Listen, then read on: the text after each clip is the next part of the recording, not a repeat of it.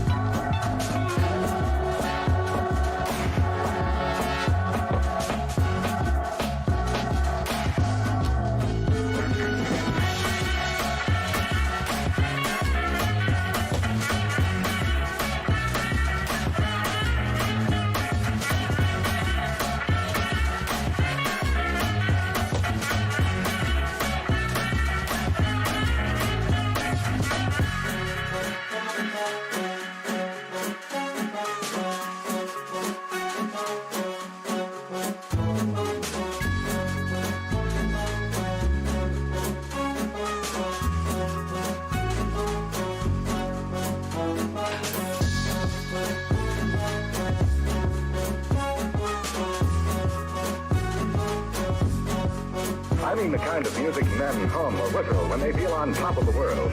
And gentlemen, one of the many things that give you that tip-top feeling is the pleasure of being well dressed.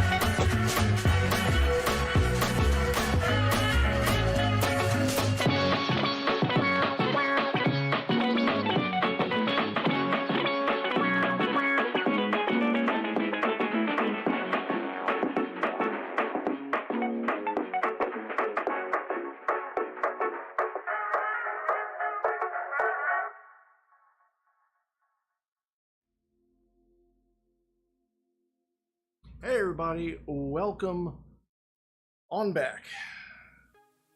It's been a rough couple of weeks. Between this is my parrot hat, because I'm a parrot head and we lost Jimmy Buffett yesterday, day before yesterday. And he influenced like a huge portion of my life.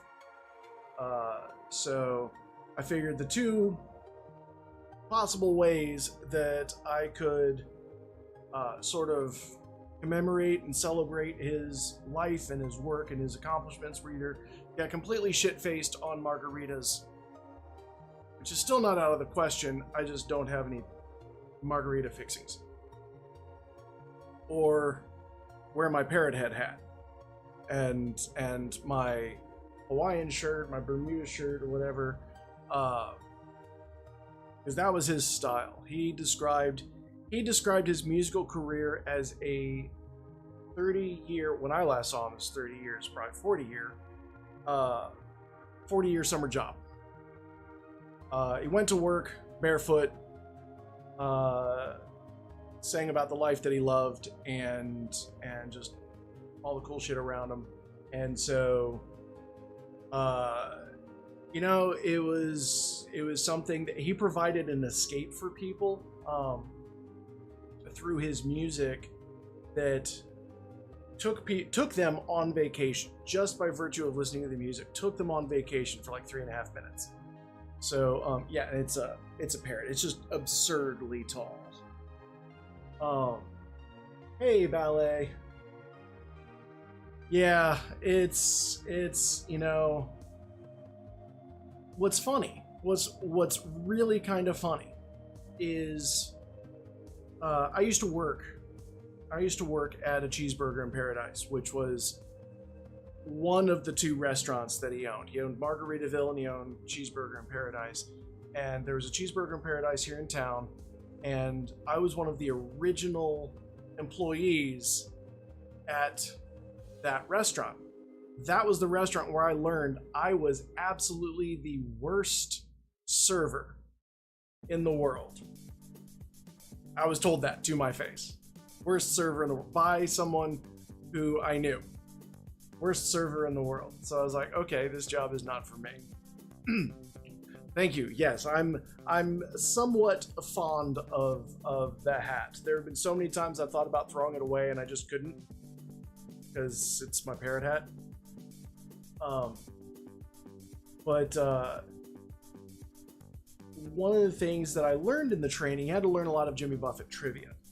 And one of the things that I learned was, you know, they asked us, they said, where does he sell out the most? Where does he sell out the most tickets to his shows?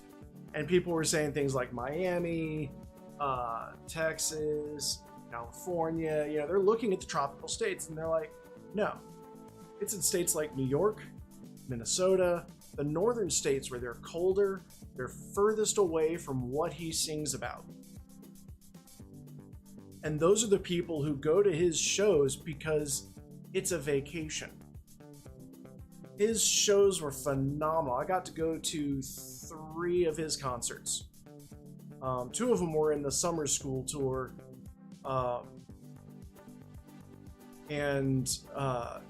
It was just such a fantastic energy throughout the entire arena, where, like, as soon as we pulled off the road and into the parking lot, people just wandering around were handing Jello shooters to me. There was a guy, I was still twisting balloons on the regular, so I had twisted a parrot for my shoulder, and it would actually like clamp onto the fabric of the shirt. And a guy was walking around and he had a bandolier of shot glasses and a holster, 2 holsters on his hips with a liter bottle of tequila in each one. And he was literally just going around selling tequila shots for $1. And I didn't have $1 in my pocket. And he said, twist me a parrot. I said, fuck yeah. I just twisted him a parrot and he stuck it. We found like a bit of shirt to stick it to. And he poured me a shot and handed it to me. I just gave him the glass right back. He's like, sure. And, and he stuck it. He had a little thing to clean it up and sanitize it.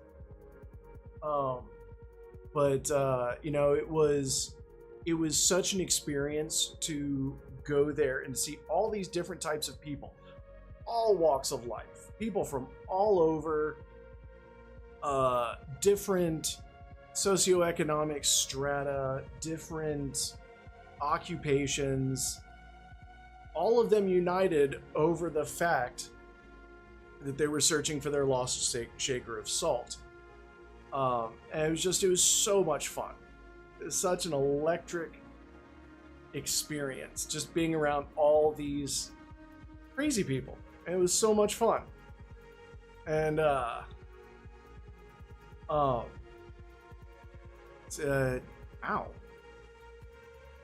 That sounds really, actually, it sounds pretty normal for a 20 millimeter. But it was just kind of one of those things that listening to his music changed my life for the better. for the better. 100%. You know, I will not forget the first time I heard a song of his that wasn't Margaritaville. Because that was the thing, like Margaritaville was the only song I ever heard of his played on the radio. And, you know, it was okay. It was kind of fun.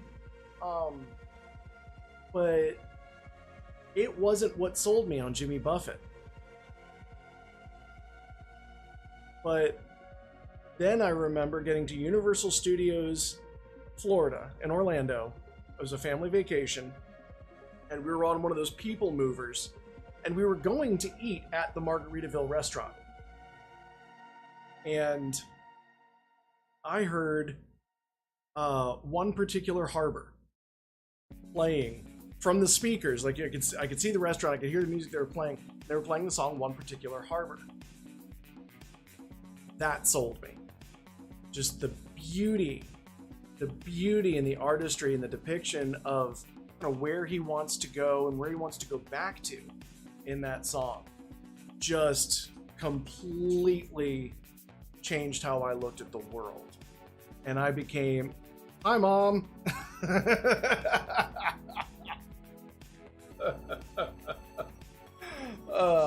Yeah, thoroughly corrupted. But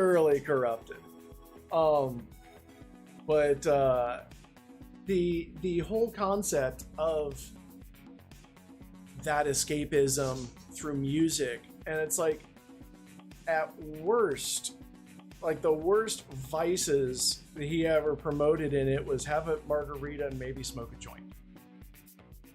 You know, take a vacation. And yeah, Cheeseburger in Paradise. And we served a Cheeseburger in Paradise at Cheeseburger in Paradise exactly as it was described in the song.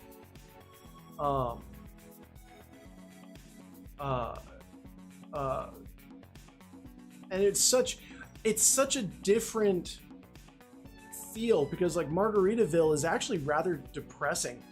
And Margaritaville, I heard a stand-up comedian talk about this in one of his bits.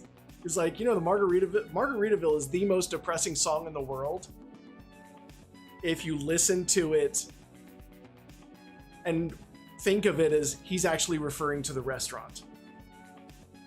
Where he says, wasted away again in Margaritaville, and he's talking about the restaurant, not some state of mind. You know, it's like, I'm just wasted away again in Margaritaville. So no, he's at the bar, and it's just face down into his onion rings, wasted away again in Margaritaville, and they're about ready to throw him out. So if you listen to the song Margaritaville again and just assume he's talking about the restaurant, that really changes the song. But yeah, One Particular Harbor, Last Mango in Paris. Love Last Mango in Paris.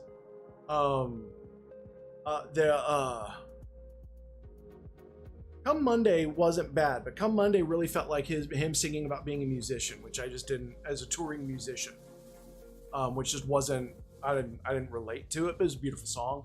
5 O'Clock Somewhere with Alan Jackson. And that was the thing, like, Jimmy Buffett was a country music singer. Like, he had 3 failed music careers in Nashville, and they told him he'd never amount to anything. They gave him the Michael Flatley treatment, where they said, you're never gonna make it in music. Just singing to the wrong crowd, apparently. And he inspired like an entire new genre of music, of just like beach country, that Alan Jackson, Toby Keith, Kenny Chesney, Blake Shelton really kind of swept the charts with his song Some Beach, which was very, very, very Jimmy Buffett in style.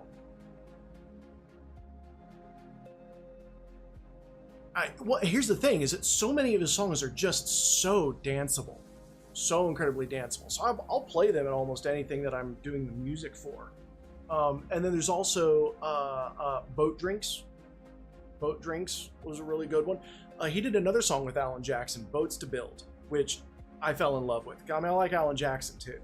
And so Boats to Build talks about just, you know, I've got this life ahead of me. I've got these goals that I'm pursuing.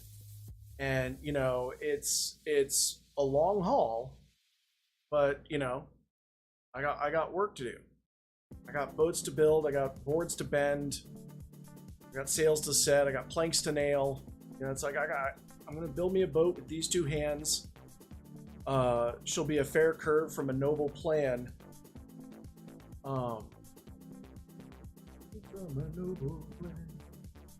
Let the chips fall where they will, because I've got boats to build. Yeah, let the chips fall where they will, because I've got boats to build. Sorry, sometimes you got to sing it to remember the lyrics. But anyway, that's why I'm wearing this obnoxious hat, and I've eschewed the vest and tie for something much more appropriate. And the worst part is that within about a week, we lost Arlene Sorkin, who was the voice of Harley Quinn for like 20 years in the Batman series. The same year that we lost Kevin Conroy, the voice of Batman. The same day we lost Arlene Sorkin, we lost Bob Barker from The Price is Right. So that was 2, and if you include Kevin Conroy, 3 voices from like my entire childhood and young adulthood. I mean, he played Batman literally for all of animated Batman. Up until Lego Batman, which was Will Arnett. He was the voice of Batman. We lost Jimmy Buffett 2 nights ago. And then come to find out today that the lead singer to Smash Mouth is going through acute kidney failure and he's got like a week. Like, he's in hospice care. His friends and family are coming to say goodbye. And it's like, this is it's been a rough week. It's been a really, really rough pair of weeks. It's been a rough summer. So we're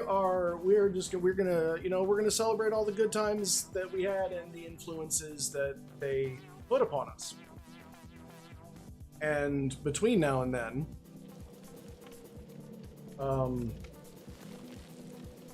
mostly owing to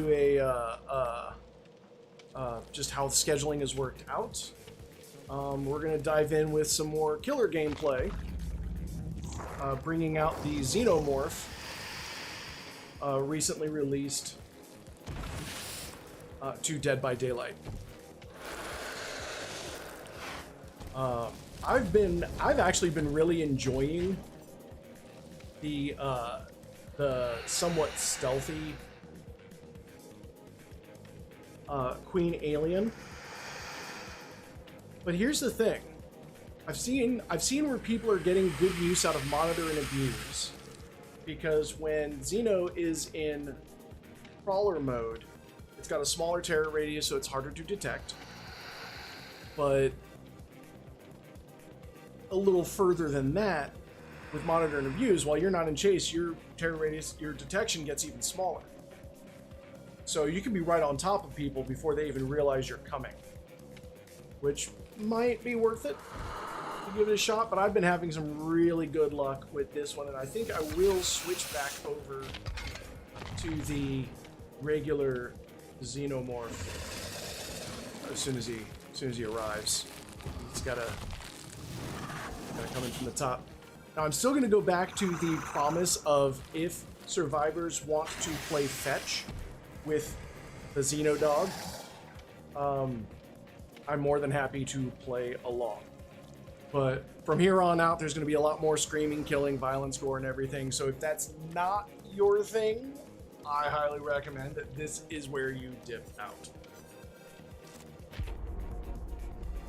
But if you want to stick around, or if you want to just lurk and have me on in the background, you are also more than welcome to. We are still doing our push for affiliate on Kick. We will be doing the Lift While Hooked challenge. Take care, Ballet. Yeah, that was literally why I was warning. It's like, it's gonna get gruesome.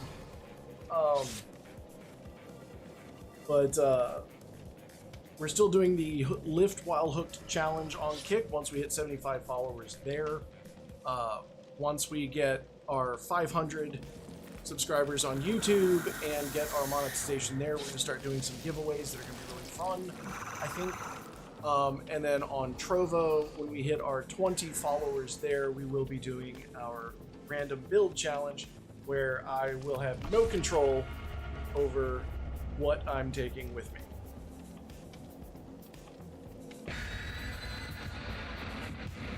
Should be fun. Should be. Oh, I do not need my heart monitor. Oh, we're going to Yamaoka Estate. Patch will be in the main building. Alright.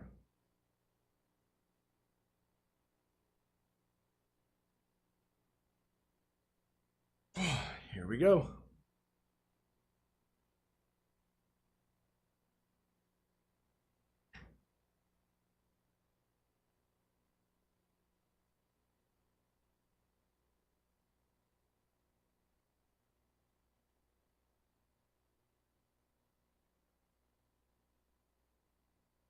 We did also just have a video drop on this channel. It was a compilation from, I think, last Sunday's stream. So that's up if you want to watch that. It's mostly the highlights of the first half. The second half will be going up probably tomorrow. Something.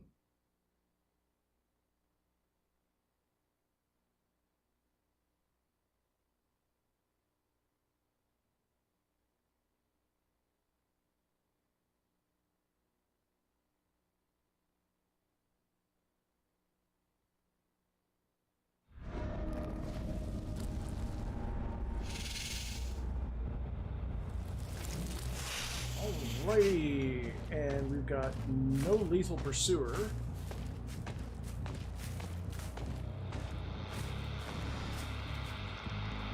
We're gonna hop in and see who.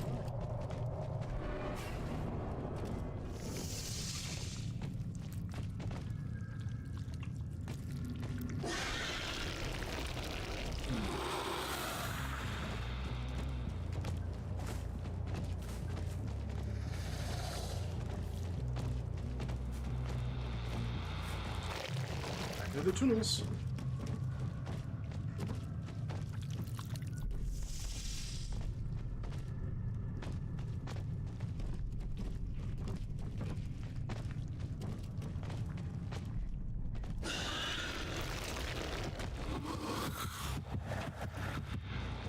That's wow, did not hear them working on that at all.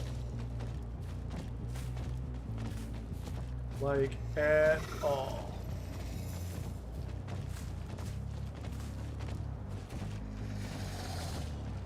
A bug where you cannot get out of the tunnels. So that's not going to be pleasant.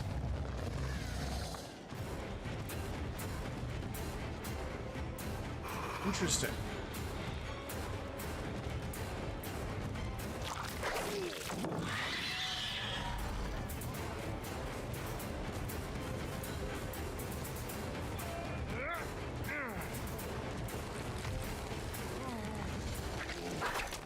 Whoa.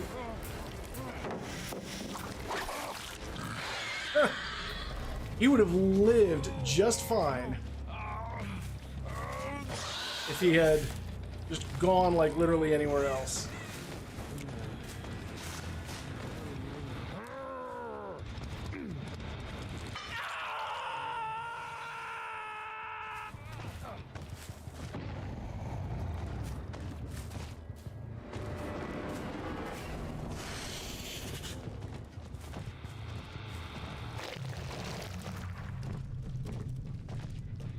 Alright, they are here.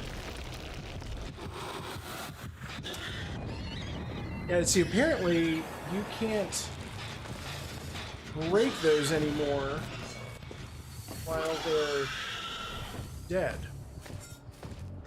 Like, if they're not activated, you can't break them.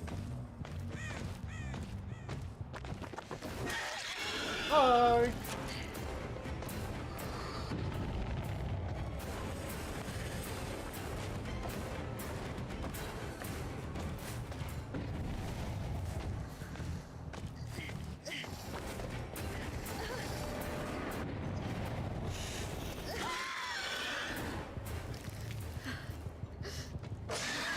I'll take that.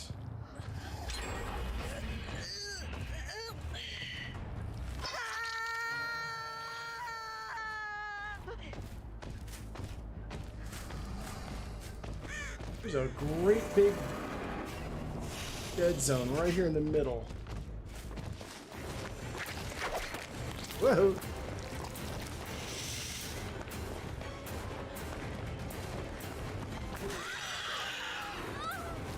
I don't actually need to use my tail if I don't need to use my tail. I have a fun thing about the tail. Where are we going? Where are we going?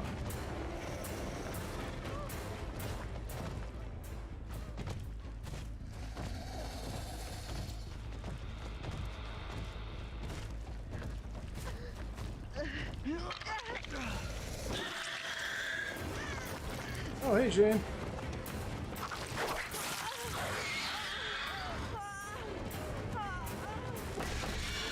Thank you. Yeah, and I think it's hard, like, if you want to try and befriend a Xeno player, like, you gotta communicate with them, which is difficult.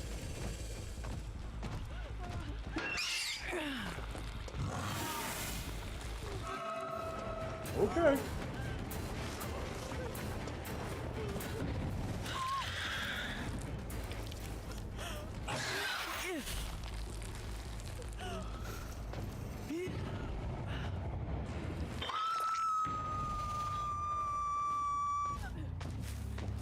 Oh, we got somebody over there.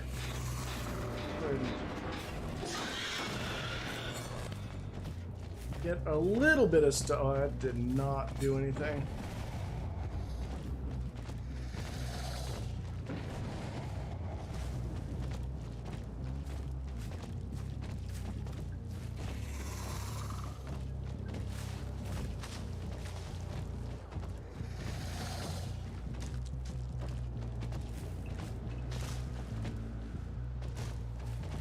Oh, there we go. There's the person running through.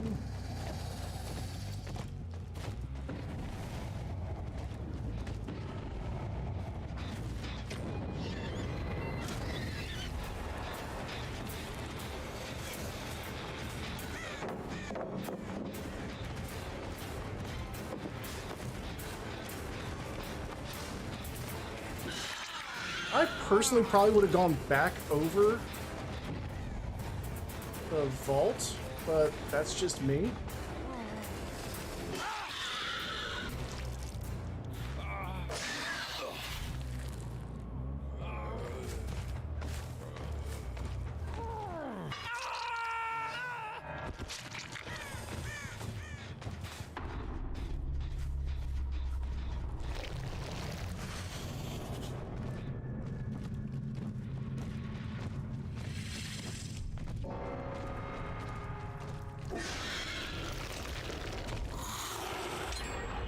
Oops. Should have gone there.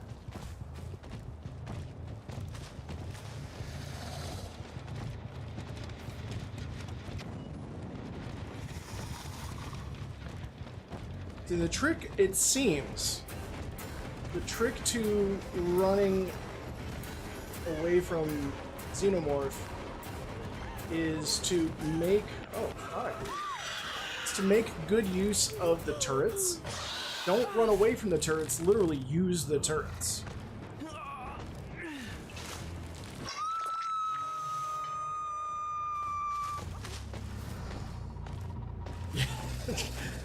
Dude, the entity is just some dude, just some regular guy.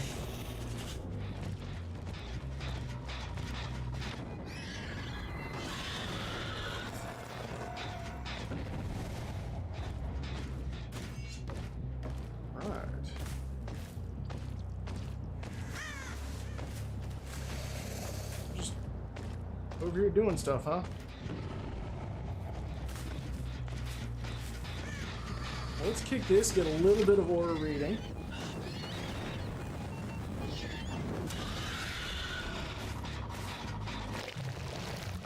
Except we lost all of our aura reading.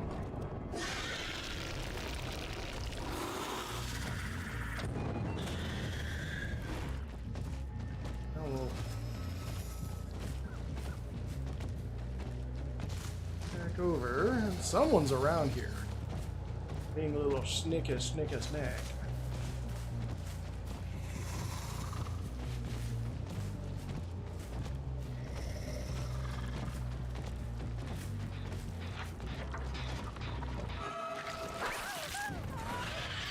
Hello.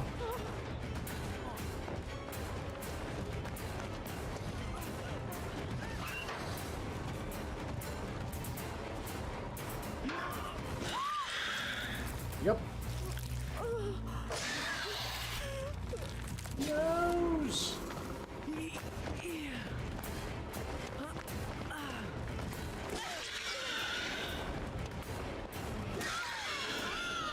I don't care. I will down absolutely every one of them.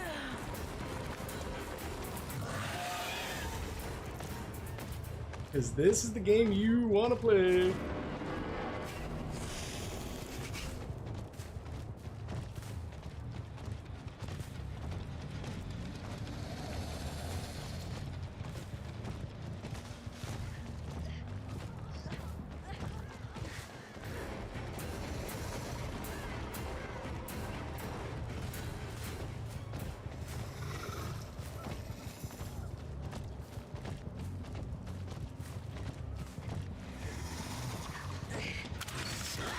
Gotcha. I don't think so.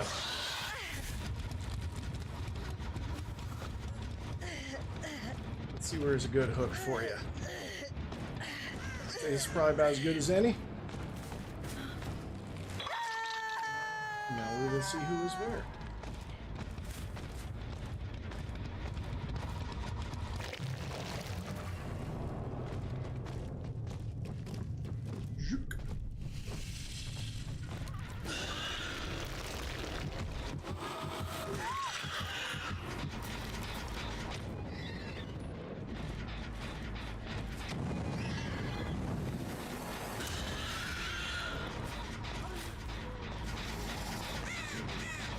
And we'll kick this for pop and stealth and aura.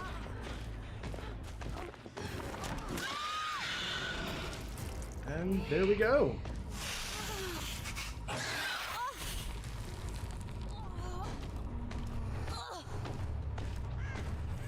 Well.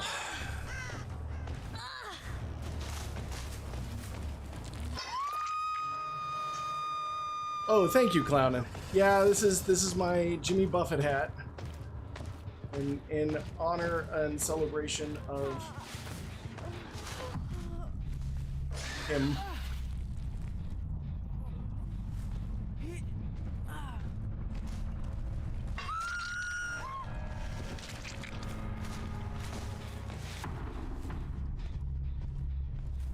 Well,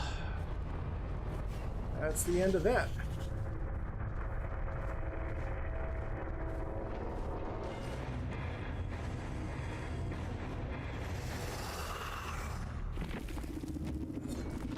We will give them the things for the game.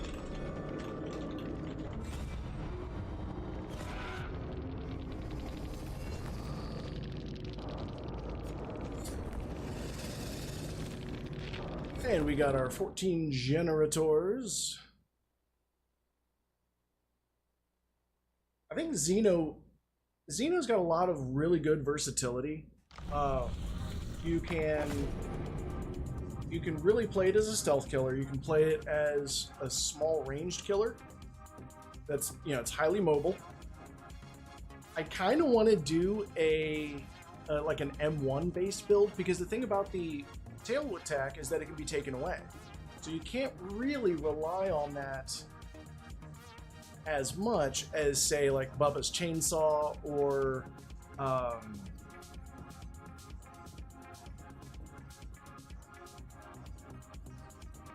thing, anyone who's got like a really reliable M2 attack, Pyramid Head's ranged attack, even the other ranged characters, they still have a much more reliable M2 special attack.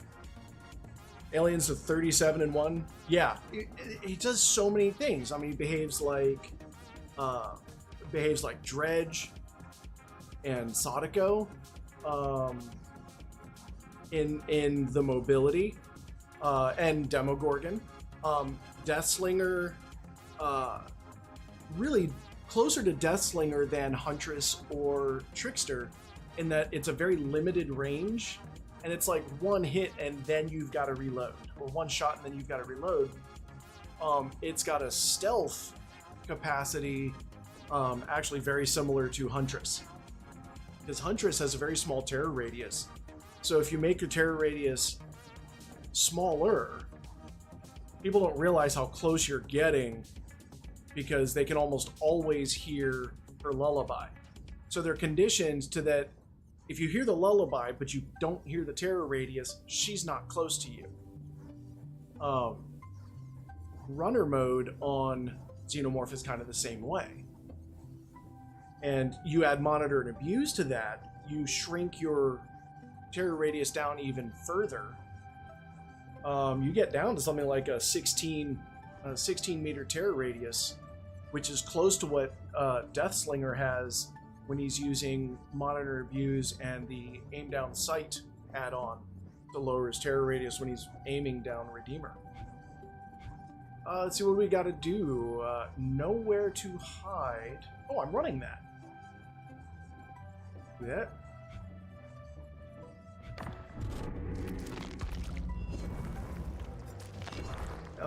But he's definitely got, it's got so much good versatility and utility. It really is like playing a hybrid of Deathslinger and Dredge. So like a Dredge Slinger. Or something like that. Plus it's Xenomorph. It's like, what's not to love about Xeno?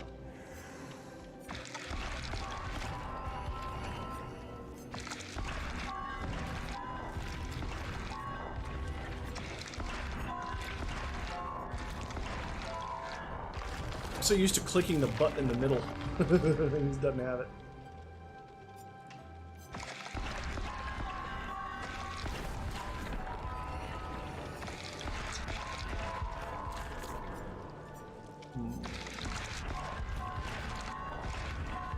Going for Prestige 1, I always try to go the cheapest routes if possible. We need one more game to Prestige 1 our Xenopup.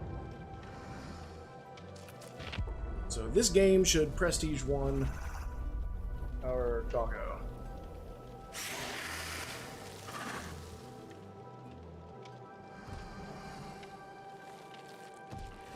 It's funny. A lot of people were talking about which one's more of a cat, which one's more of a dog. I think Xenomorph looks like a cat but acts like a dog, whereas Demogorgon looks like a dog and acts like a cat. Because when you think about like what Xenomorph or what Demogorgon actually does, is he just pounces out at random and claws at you. That's a cat. What Xeno does is basically get down on all fours and kind of want to play, and then chases something. Digs a hole in the ground and climbs in. Cats don't do that, dogs do that. So behavior-wise, Xeno is a dog, and Demogorgon's a cat. But appearance-wise, they reversed. I guess, aliens. What are you gonna do?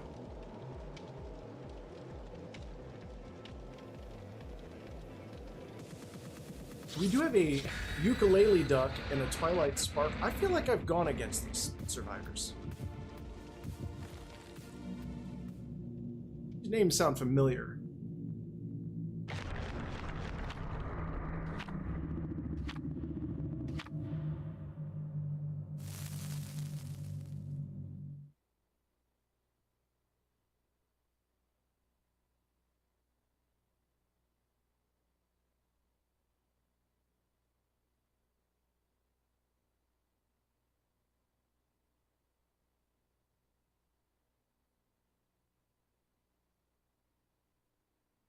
One of these days I am going to do a cake merchant stream where I just do nothing but skull merchant with the backpack build.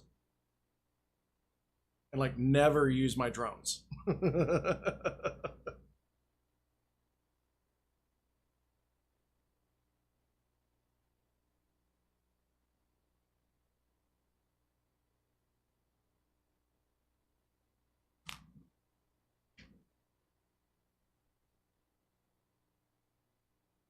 I think that'll be a hoot.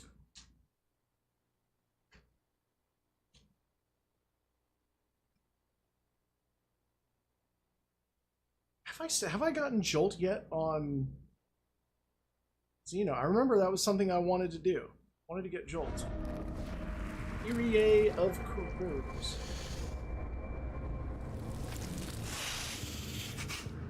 Okay. That's right. The Eyrie of Crows has like a wonky second floor spawn. Like sometimes pops in and really sometimes doesn't.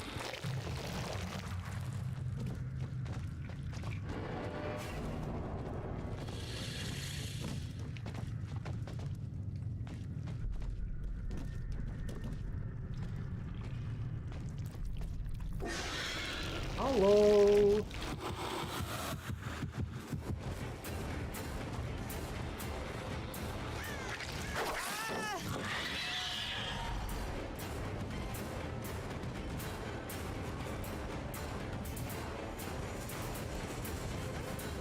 That footstep thing is really, really powerful. That sounds like someone's panicking.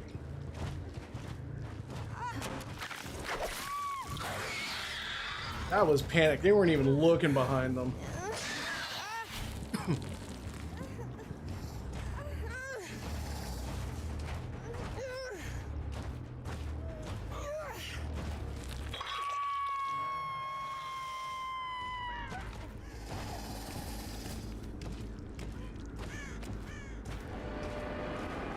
Boy, that spread on these things is rough.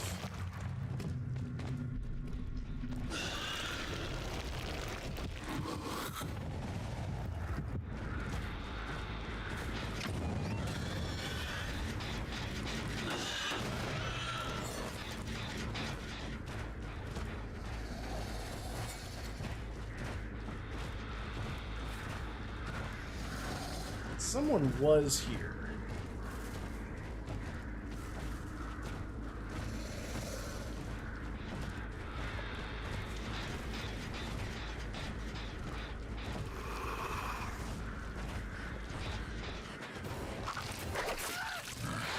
Might have been you.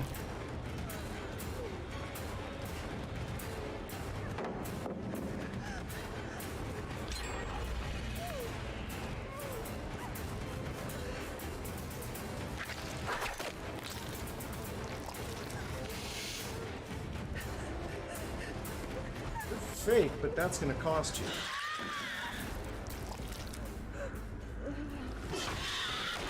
Okay.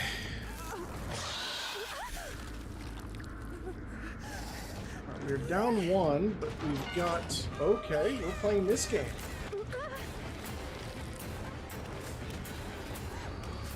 Fine.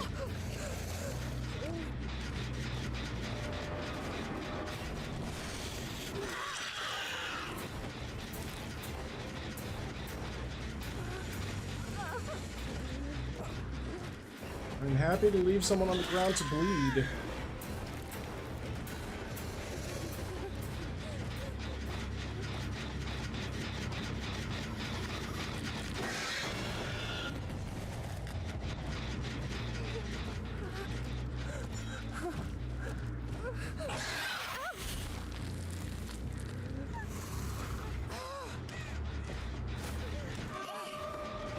Okay.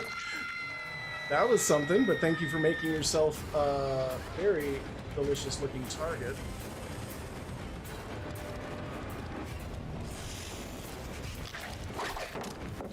Interesting.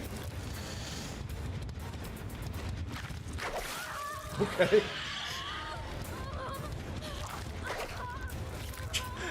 Did you not know I could do that?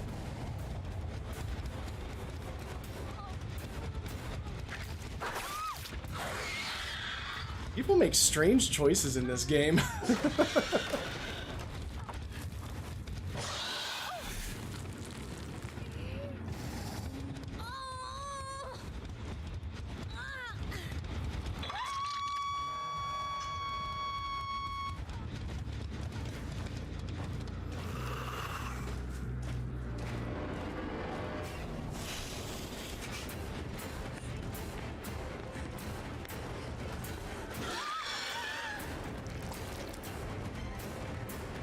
Very interesting choices indeed.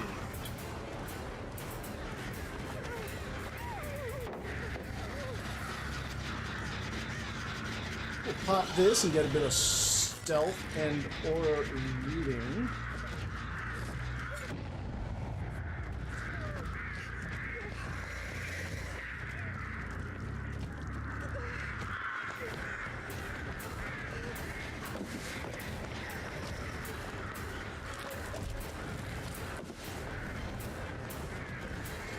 That's fine.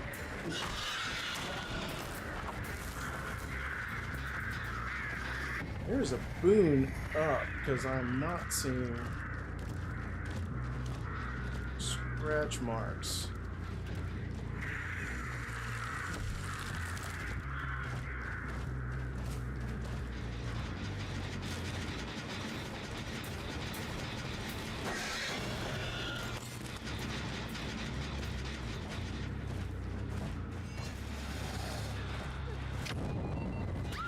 Oh.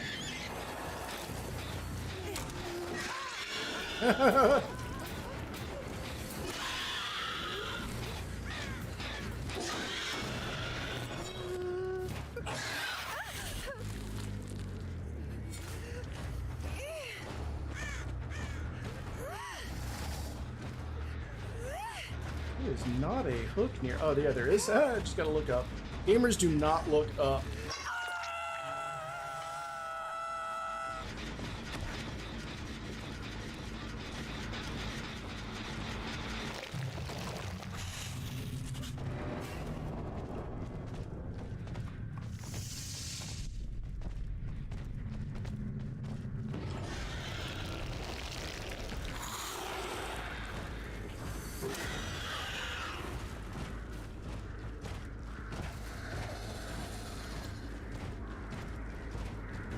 Come back around through here because it's not. I see you. Also, a touch of lag.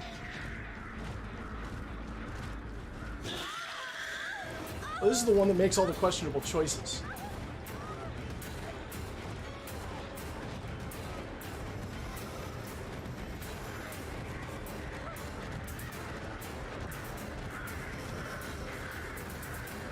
Boy, this lag is something.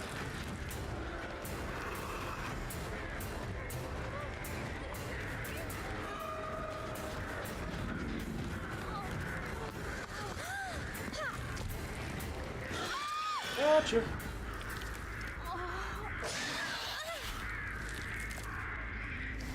Okay, where am I going to put you? I'm going to put you right here.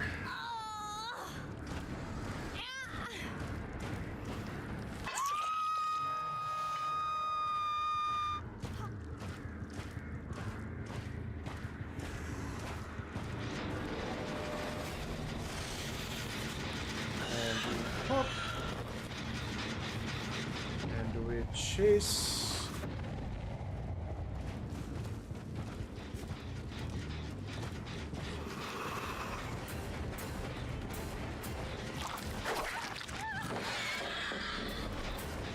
And they drop. And we chase.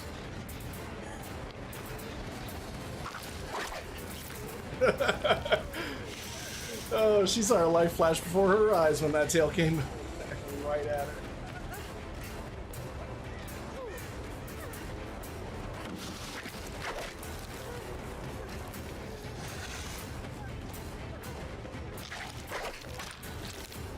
She didn't go that way, she went this way.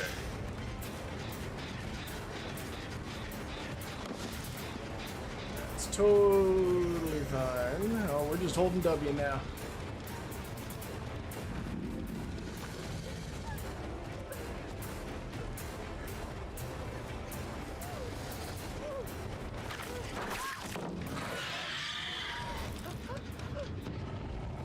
Yeah, you can't loot Alien the normal way.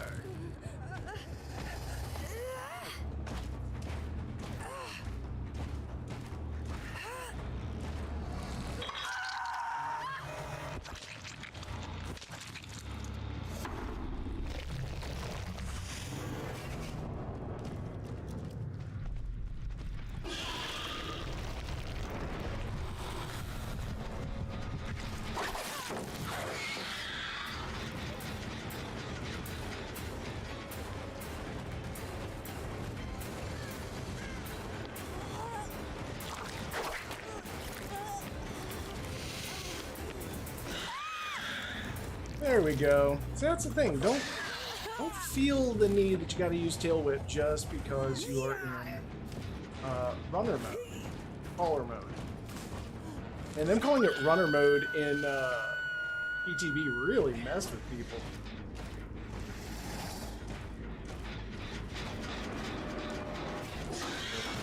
Pop that.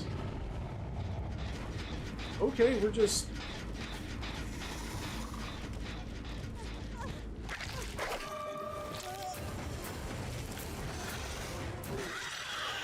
Harming our friends, are we? Well, I'm not going to tunnel it.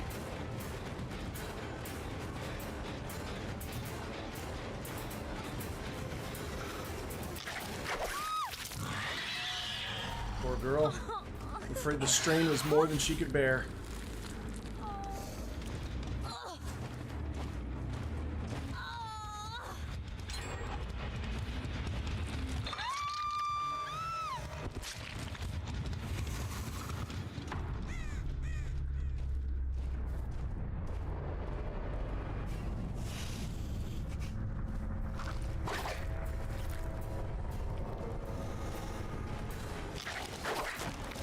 Interesting. I need to raise up just a little bit.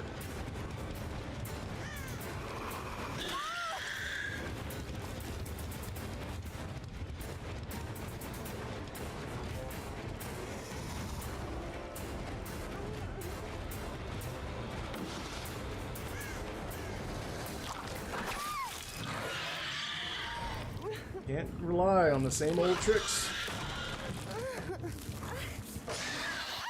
They don't work.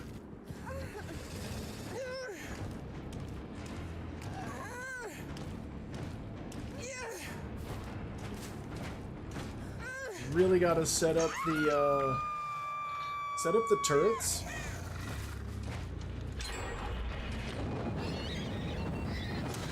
And use them.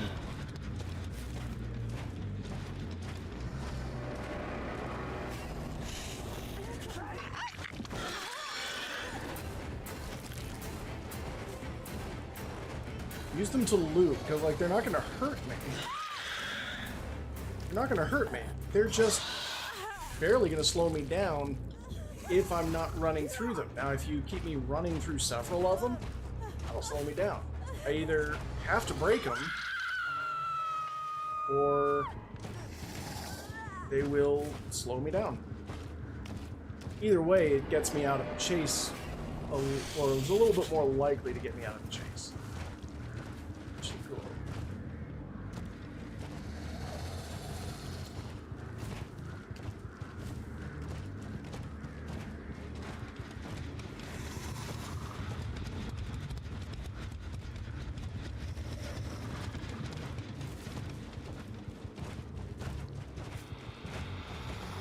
Brown add-on that lets you see where the turrets are set up is really nice.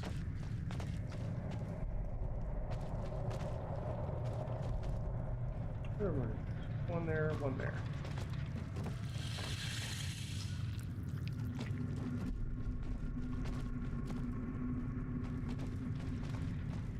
Just check this one, just in case.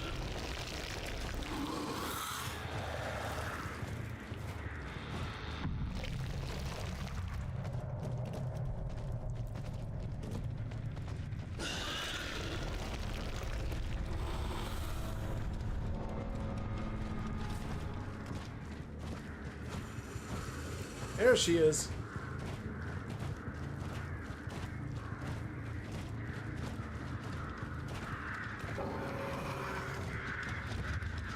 Synced her. Oh, she's still bingered.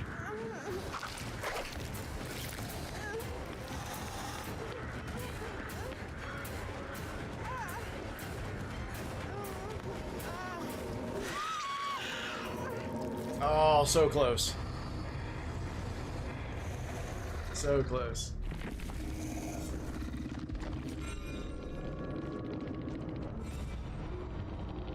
Oh, the Meg DC'd. I didn't even notice the Meg DCing. Oh well. We did get our 6 generators while using nowhere to hide, so I will take that.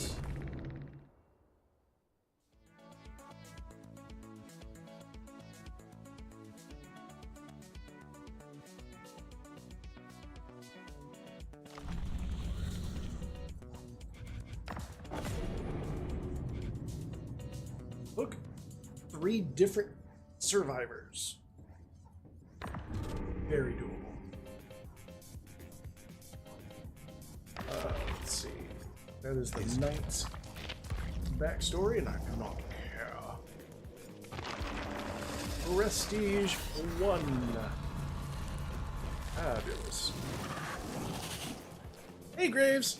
Yeah, this is my hat in remembrance of Jimmy Buffett. So I'm in full parrot head regalia.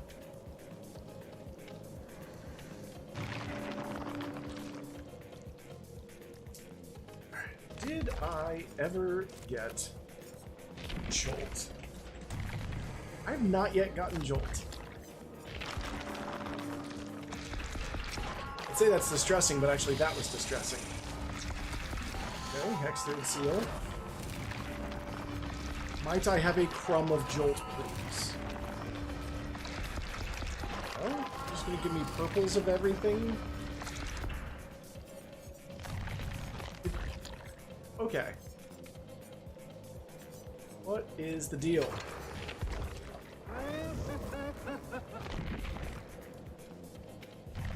Okay, he's got Jolt, so it is still in the game.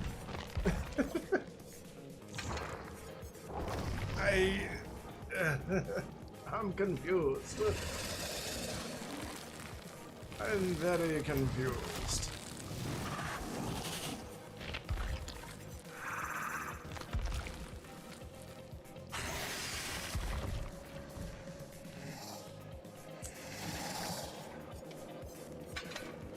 Okay. Grab a pudding. What am I gonna use? The Kane's helmet's not bad. Survivors hit with the tail attack are mangled. It makes it take longer for them to heal. Parker's headband makes me move faster. I kind of like that too.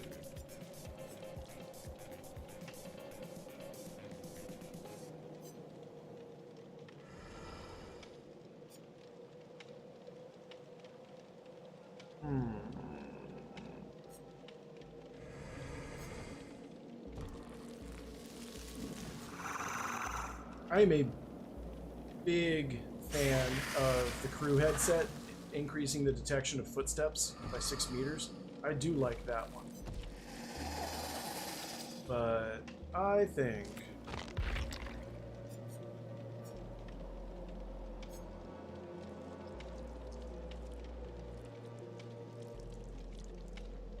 I'm going to do Ripley's Watch. When a turret removes crawler mode, it's destroyed automatically. I like that.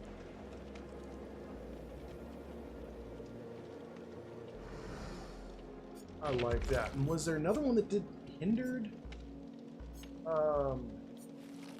Survivor, what is it? After destroying a turret, the deploying survivor suffers from hindered and exhausted for 3 seconds. So if they're running, they're still exhausted. That's Molted Skin and Ripley's Watch might be a really good combo if you are... That might be a really good combo. I still I still really like the cereal rations. Because that's just, it's info. It's pure info.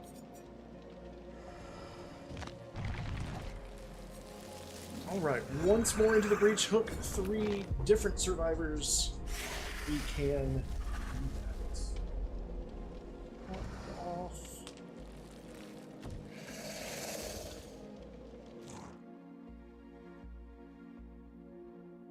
Oh, Atgun, if you're still here... oh, we've got a couple... We got a thrice of a trio of streamers. One of the things you actually might dig this. Jimmy Buffett had I think he had a PBY. He had a seaplane, but I think it was a PBY by the name of Hemisphere Dancer. I can't remember if it was a PBY or if it was just a regular seat, like a Cessna seaplane. But I know he was a big fan of the PBY, Catalina.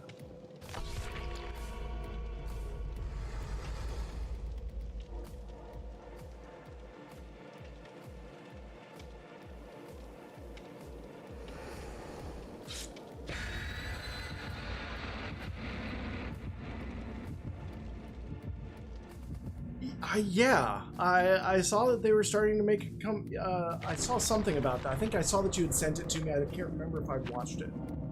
It was like middle of the night when I saw it.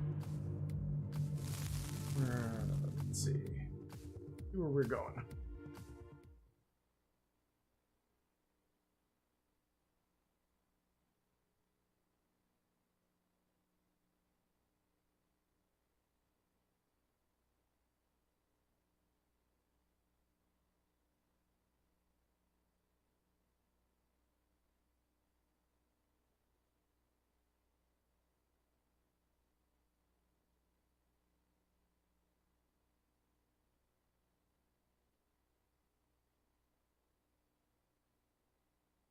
Yeah, the PBY is a good plane.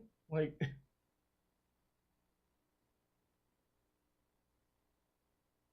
see, that sounds cool. See, I'd live on a Catalina. In a heartbeat, I'd live on a Catalina.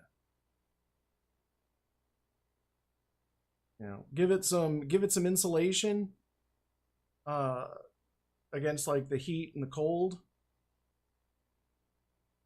Couple of amenities. I'd 100% live in a Catalina.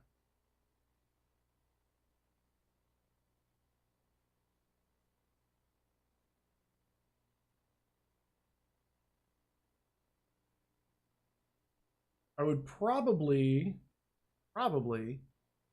want to rig a sail to the top of it that could be raised or lowered into place from a streamline compartment, just so that once I'm in the water I could actually just sail somewhere. I wouldn't have to fly everywhere. You've got mean puppies bite your hand and call you... What? Oh, Slasher, you talking about trying to make friends with Xeno puppies? Oh, this is not going to be enjoyable. I've come to the conclusion I do not like two-story maps as Xeno.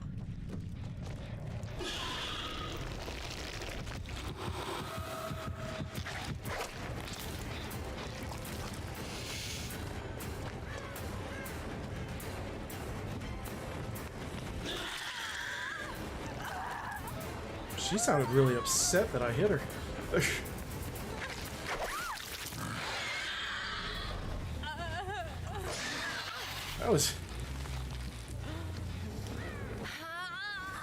Kayla gets loud.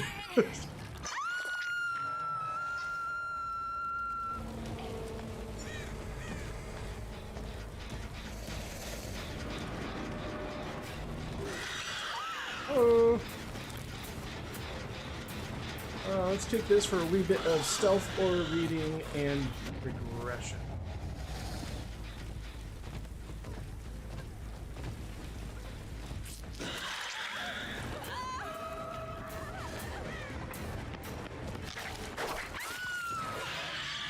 Ooh, I did not think I deserved that.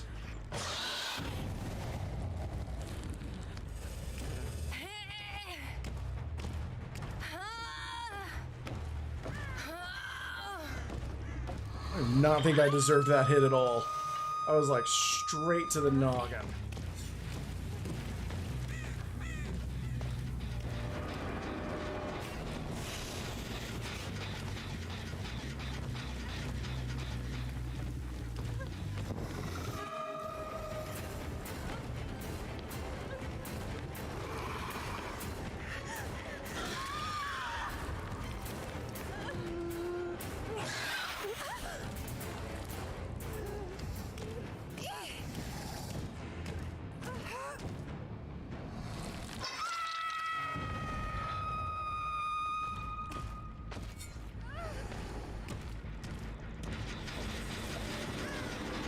Someone's doing the good work in here. Probably should have waited.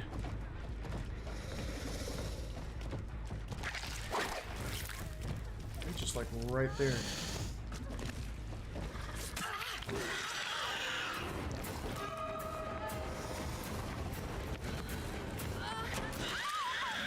Operation Smack the Injured One.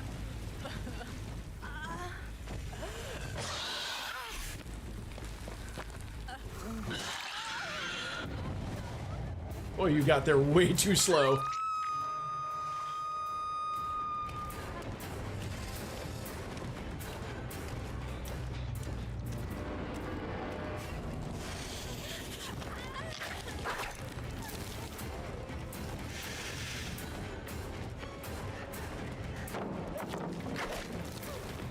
Okay, cannot go downstairs with that down. Good to know. No one's touched that. So that is literally still popping. And we'll go ahead and let those two over there reset.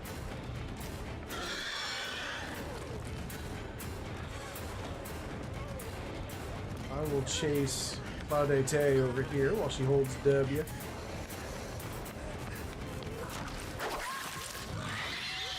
In the air.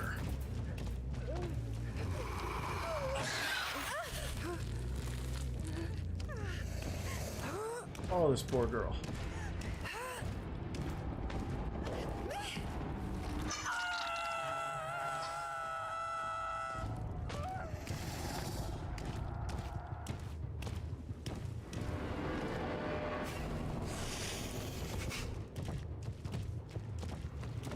The problem with these maps is that the control panels are basically set up exactly the same way from the top down.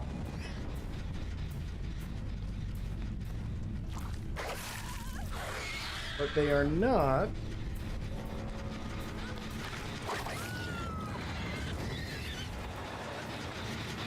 Let's see, let me hook her first and then go.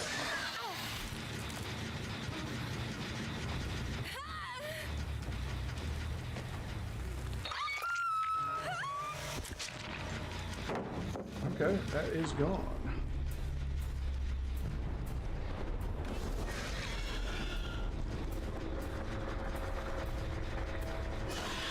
Get this, get ore reading and stealth.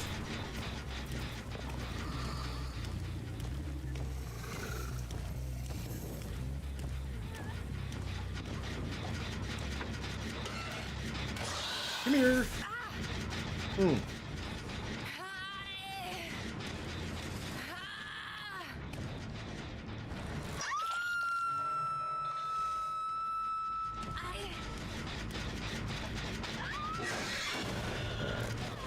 That anybody around? I'm seeing no. Yes. Oh, I hope those were a pair of jump scares. I truly, truly do.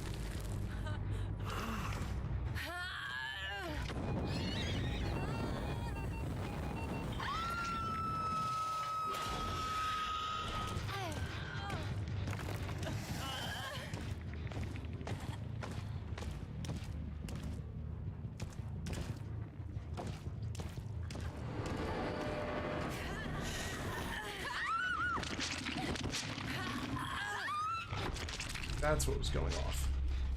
Pop on that.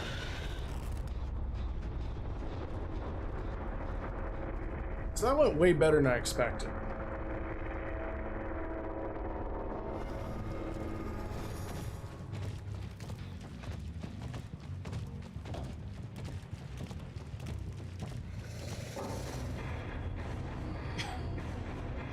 And the rage quit at the end.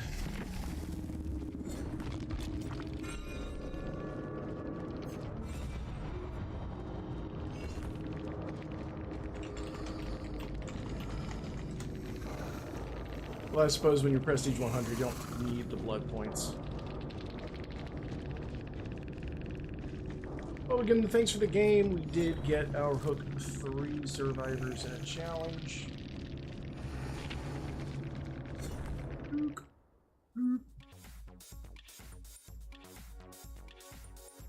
The, there was a cocktail that we used to serve at Cheeseburger in Paradise. It's huge. It was... So Cheeseburger in Paradise had frozen cocktails, like, in a Slurpee machine. And this one, I'm trying to remember exactly what it was called. I want to say it was Hemisphere Dancer? But it was an enormous... thing. It was kind of designed really for 2 people, and it had like pina colada, Bahama Mama, or pina colada, strawberry daiquiri, and margarita layered with the pina colada on top, and you had to actually layer it up into a mound in the center, and then you took blue curacao, which is an orange liqueur, but it's this beautiful azure blue. Love it. And you would pour it around the mound in the center, so it looked like a tiny little island in the water. And then you'd put an umbrella in the island, and the garnish, which we called garnimals, was Hemisphere Dancer, which was basically a seaplane made out of different fruit. So it had like 2 lime wedge pontoons, and it had like an orange, I think an orange fuselage, and it had something for the wings. You know, it's just a bunch of different citrus peels and fruits. They were really cool.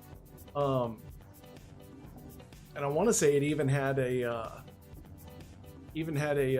propeller or something that resembled a propeller, but I could just be remembering horribly wrong.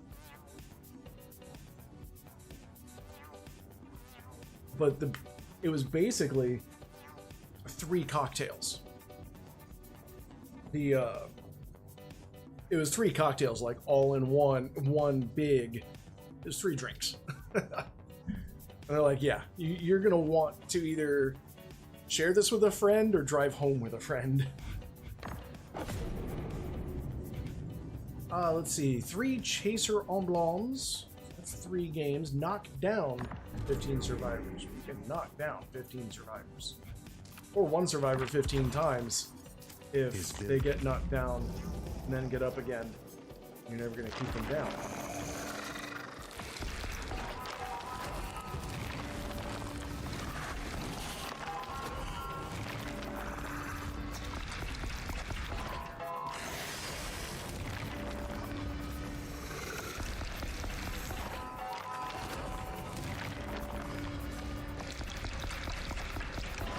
I suppose I should put my score up.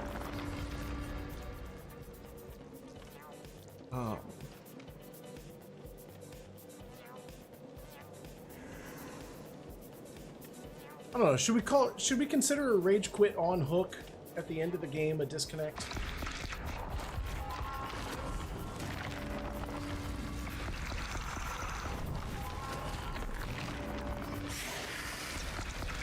Please get a jolt. Please, sir, I'd like some jolt. Words I've never said. Words I've never said in my life. So can I have some jolt?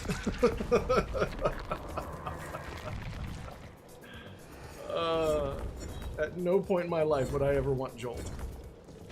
Okay. Dive back in. How am I doing on my pippery? One more. Might be able to make it into silver 2 tonight.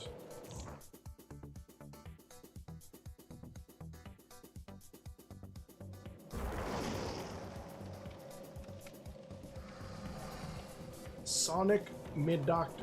Oh my.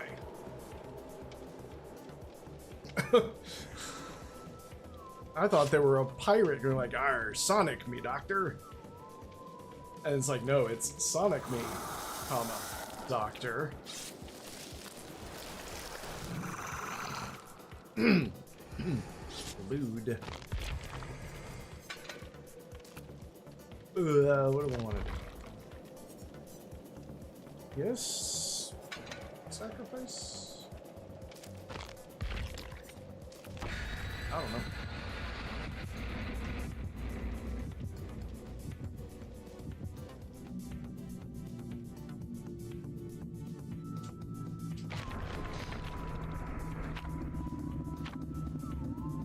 Oh, we're going to Leary's. Damn, now I wish I had the Queen Alien skin. Leary's is an indoor map I'd like to play with the Queen Alien because it's not too story. So the walls completely obscure the fact that you're 24 feet tall.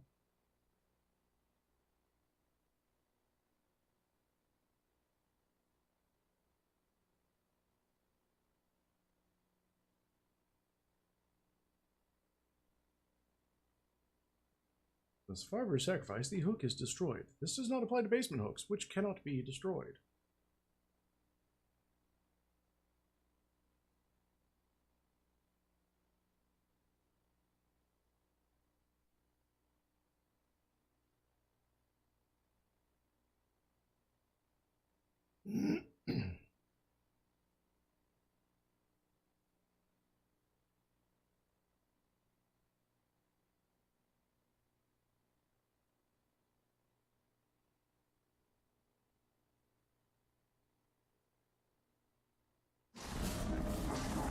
I don't know why I was about to pick up a pen and start clicking it.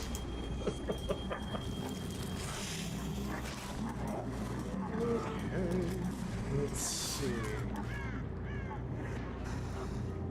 Let's go all the way out there. Let's really traverse the map.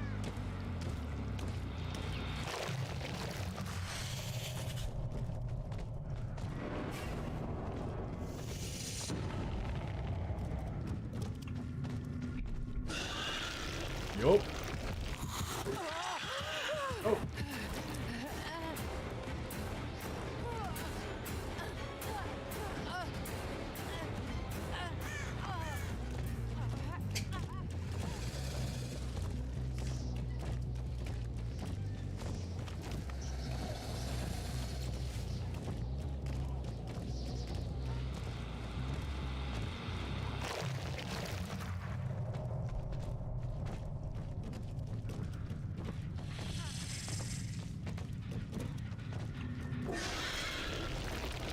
Surprise!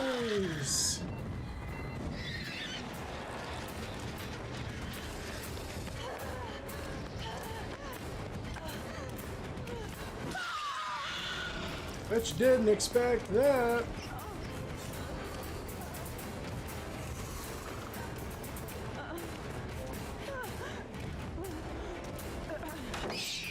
Oh, squeak!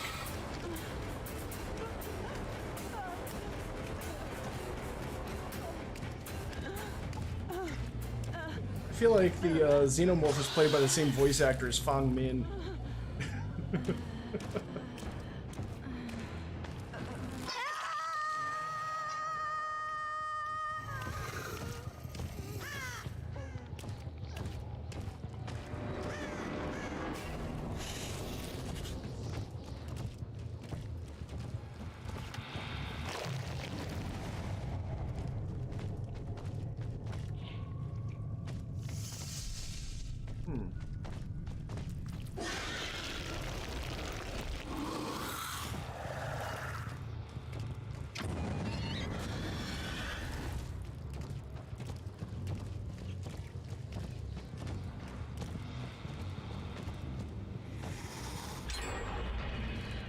Here we go.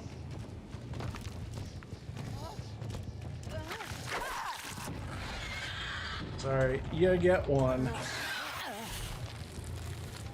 I need to actually start using my perks now.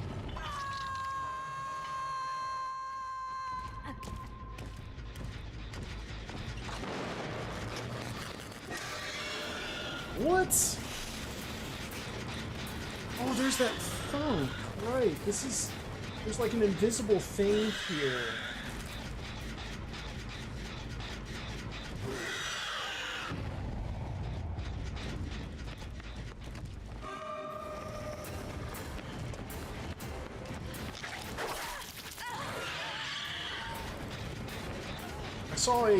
I think I saw a blight slam into it a few times.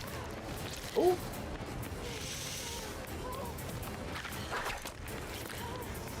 Alright.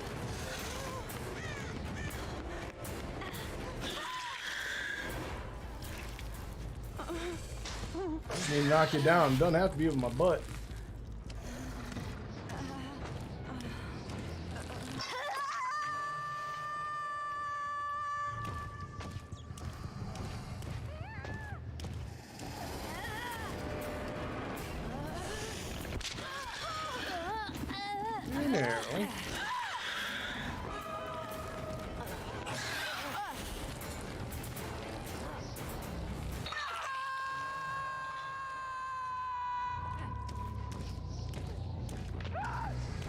Lining up to the different consoles is a little trickier in Leary's because a lot of them are tucked away in cubbies. But the other side of that is you know which way is forward.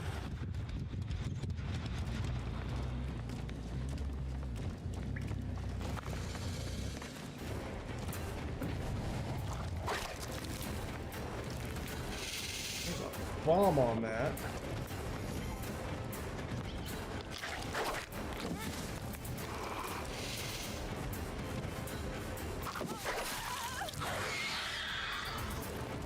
Now I've got her figured out.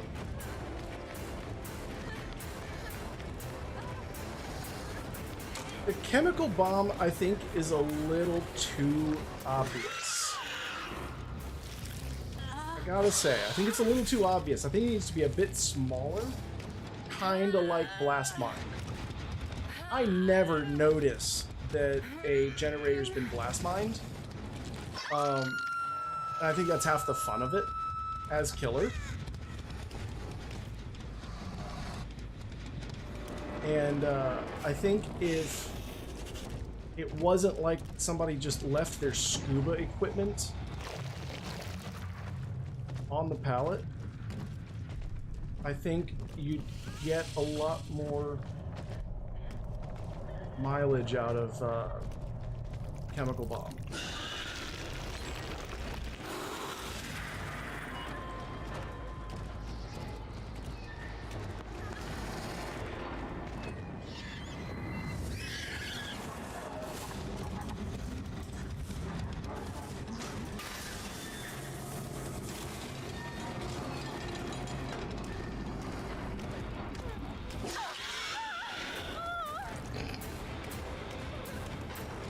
She had no idea I was there.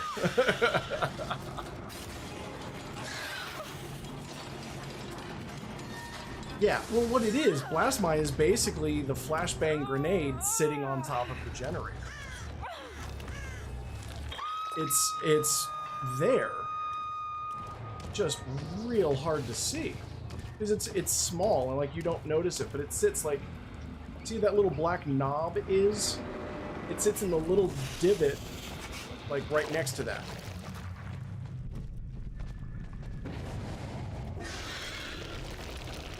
And it just looks like somebody left their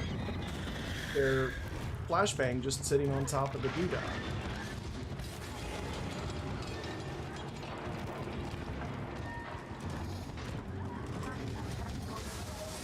Somebody went upstairs. Like, there's so much noise.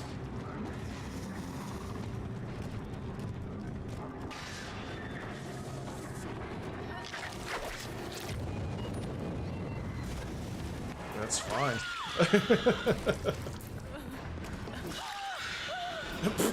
Okay.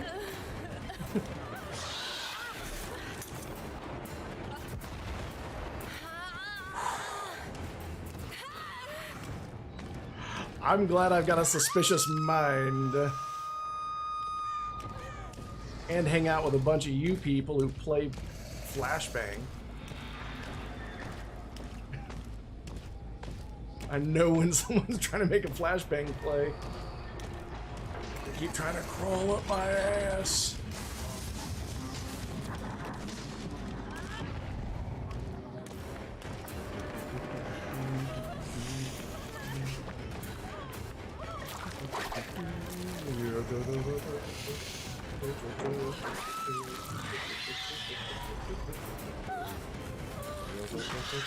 I see you there behind the bed.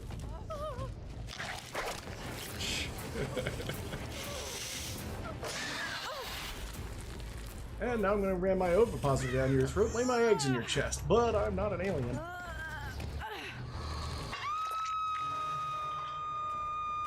What do you think of Mozart? Right, I've never met him. I'm not an alien. Oh, silly of me, of course. You mean the composer.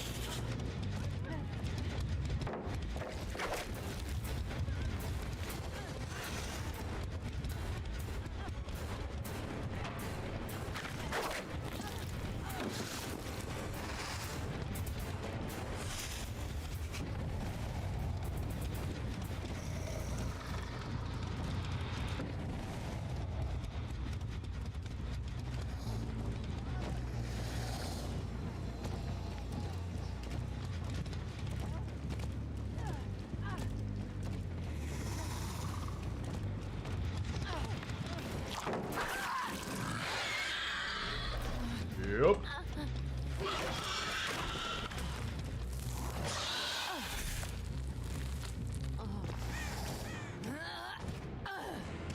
Sonic me, doctor. Oh wait, no, that was Shalom's. Never mind.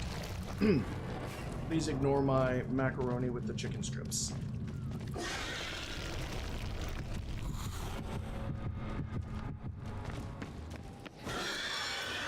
What? Juiced. Pure alien juice.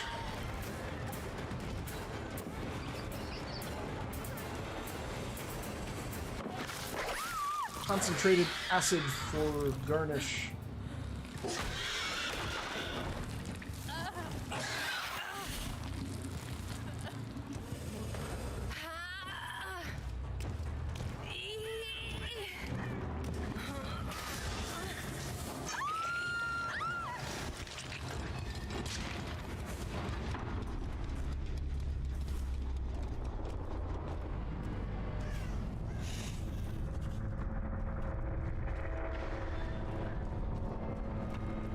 Now I'm lost.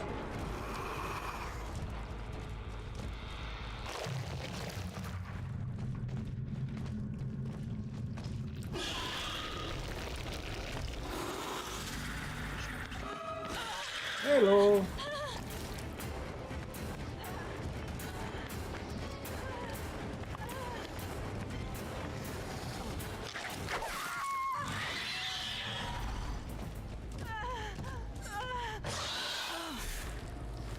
Okay, here's a hook right here. Fantabulous.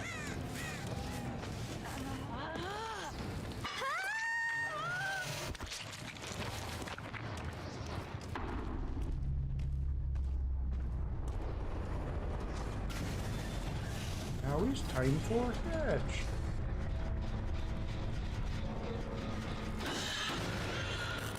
Pop, little aura. Smackadaka.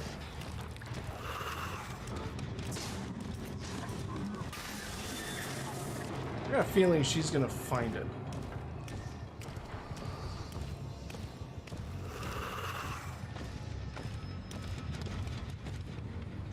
And break this for points.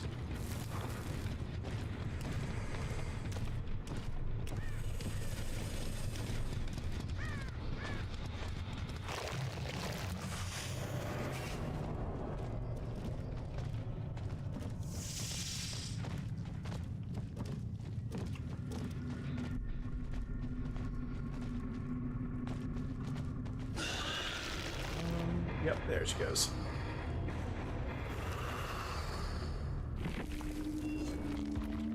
Thanks for the game.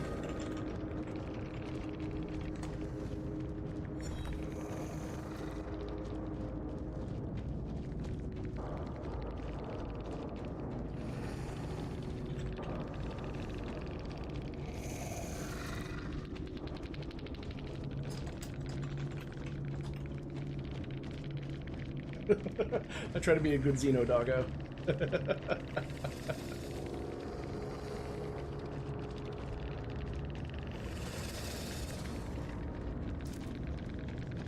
I like that. We'll give him a thumb.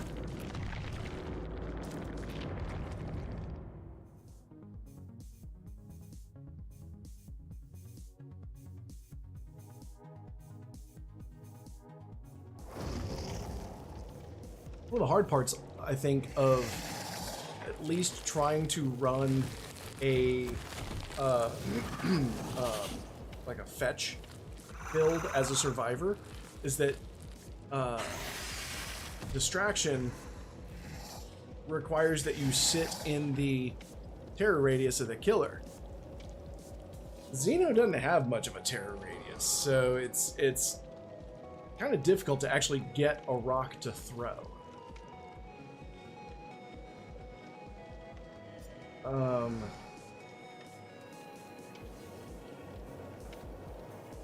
What was I doing? Right. Just finishing up all of this nonsensory.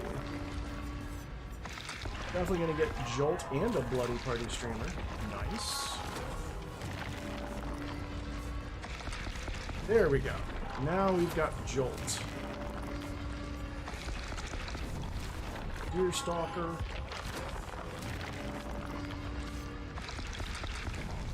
Purpled, Relentless Noggin Smash or something. Unrelenting?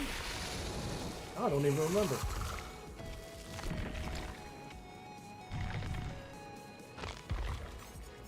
Oh. Unrelenting, yeah. For the life of me, couldn't remember what it was called. It was just like, I don't know. Swing it. Let's see. Alright, it is 9:30 and I am fresh out of water. I'm gonna give you guys a moment of artificial intelligence mindfulness whilst I go refill my water bottle. And I shall be right back.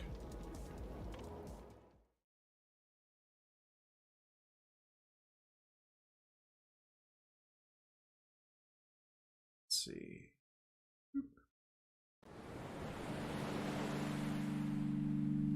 There was once a bald-headed farmer who was searching for eternal life in the forest, when he encountered a filthy whore.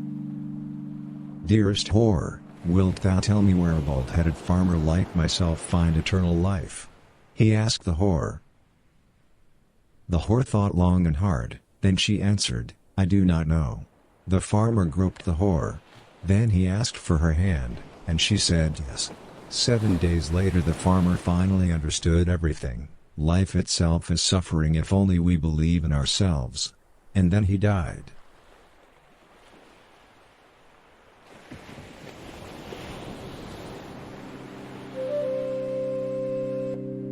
Keep repeating to yourself, life is not real, life is not real, Life is not real.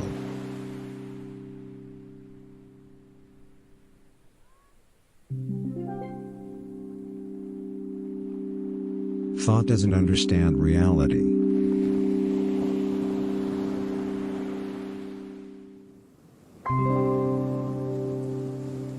Let this ancient Chinese saying be your guide.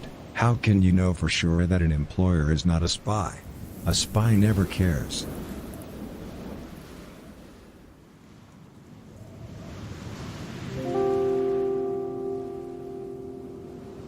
Force your body to focus only on your mouth.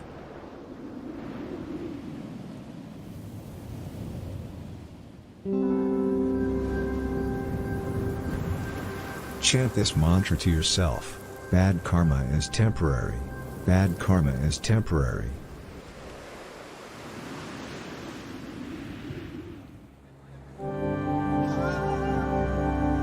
A long time ago lived a wise, old blacksmith who had built his home in a castle.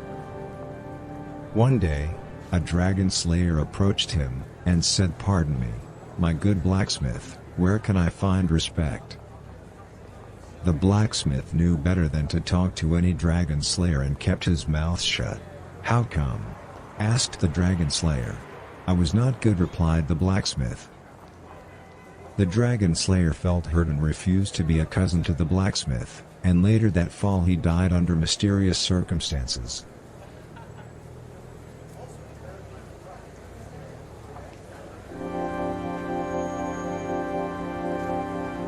Your sense of self is connecting you to the temporal dimensions.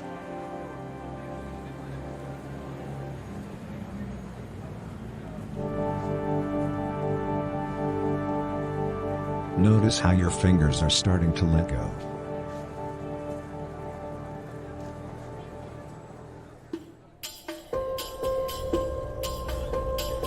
Keep reminding yourself that you are worthy.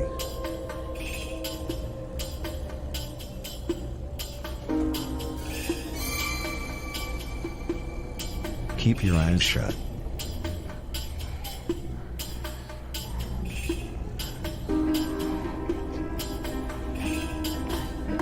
A wise, old weaver once approached a beautiful mother and asked her, "How come you are so respected, you who were but a beautiful mother?"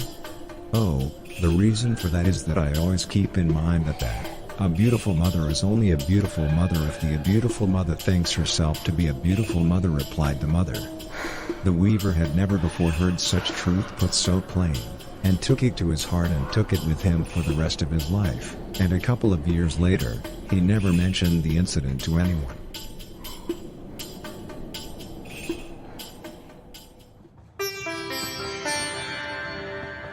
Look for joy, look for a girlfriend, and you will achieve fruits.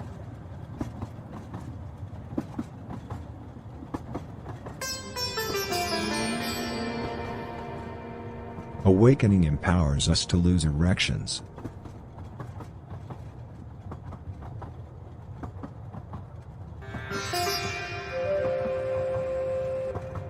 She who walks with stones walks with free publicity.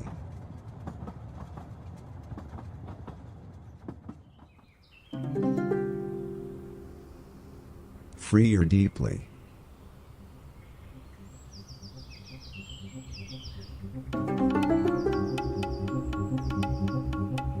Realize that you're heartbroken and remember, regret everything.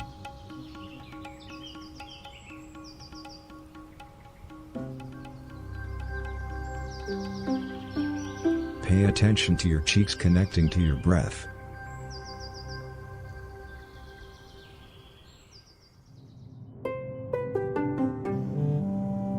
Keep on behaving.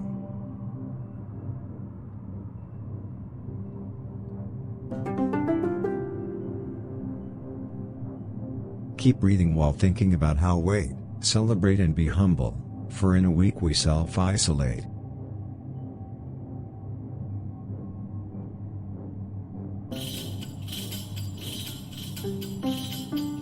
Breathe deeply.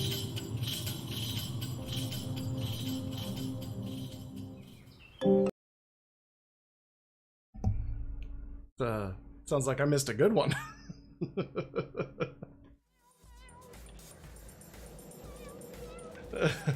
Awakening empowers us to lose erections. Missed a few stories. I believe it. Put my parrot back on.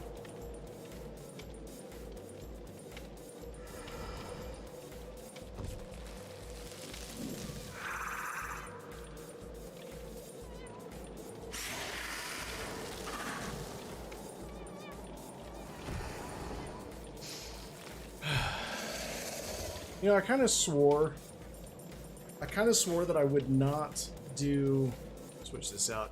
I kind of swore that I would not do any like big AAA games on the main channel, just because I keep buying them and I'm not finishing any of them.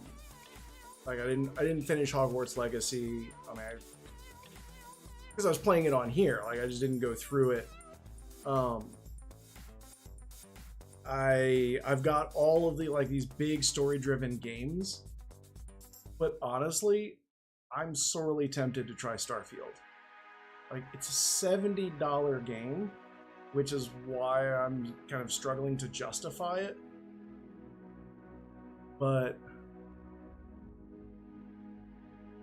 I feel like I don't know. That's the thing. I don't know. It looks really good, and from what I can tell you, like you can customize the ship that you end up getting, which I think is really, really cool. And the thing is, like I liked Fallout 3. I may have been the only person in the world that liked Fallout 3 that I did. I liked Fallout 4, the little of it that I played, and that's kind of the problem, is that a lot of these big games, I just don't. I think part of it was like the time crunch or something. I don't even know. But it definitely, there's something about Starfield that just looks really, really cool. It's the first game I've seen where you get parents. Like apparently you can have parents in the game. And I was like, that's really cool. Like they're actual NPCs that are you know, you can go back to, and your character has a relationship with in something more than just Ash's mom who sleeps in the kitchen in Pokemon or something like that, you know. So I think that's really cool. Everything I hear about it, like the main storyline supposedly is only 11 hours long. Excuse me, but like I'm seeing people where they're saying it's like, yeah, I've played for 30 hours and I've barely even put a dent in the storyline because there's just so much that you can do. That's the thing, like if you're sprinting through the main storyline, you can get through it pretty fast. Or you can do what was it? There's some meme I saw where it's like when you do all of the side quests before starting the storyline, it just shows somebody with the most outlandish outfit because they've got all the high level stuff, and then they go back to the starter town and just walk through the entire quest line for the story because they got all the stuff, they leveled up through the side quests. That's why, as a developer, proper side quest management is necessary. Like, if you're gonna do like a big open world where you can literally tackle all the side quests without ever touching the main quests, you know, it's like playing the entire game without ever playing the game. I'm seriously tempted, since GTA 6 is still kind of a ways off, I'm seriously tempted to just go through GTA Online and play effectively the story mode. But that's going to put me kind of in the same boat that U-Boat and IL-2 Sturmovik did, where it's just a lot of editing, and it's not something that I can keep up with, certainly not on a weekly basis, while also trying to do this. This is still a lot of editing, cutting down a 3 to 4 hour stream into highlights. It's usually much easier to cut the stream down when I'm playing Killer, because I I just say, all right, this game, this was a good game. I'm going to put this in.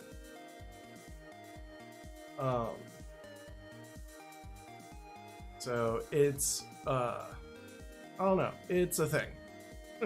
We'll put it that way. It's a thing. It's still, I think with Starfield being new, there's less pressure than, say, Stardew Valley or Graveyard Keep, or games that have been out for 5 years, where the only videos that you see about them are either showcasing mods or are tutorials. I don't know how to play.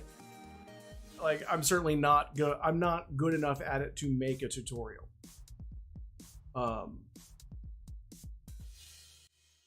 You know, maybe a hardcore Minecraft style world, but Stardew Valley ain't that.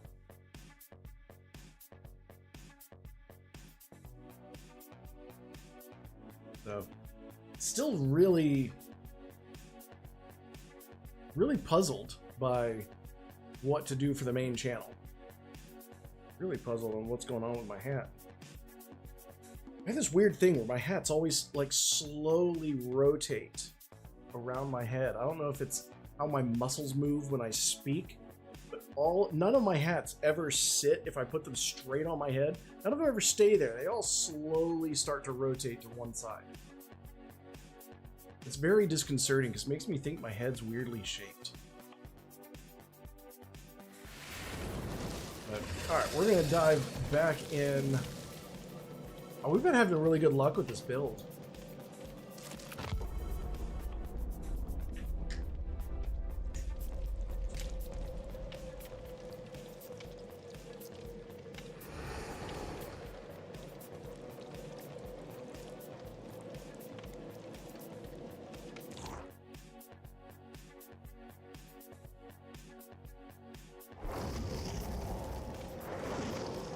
Right.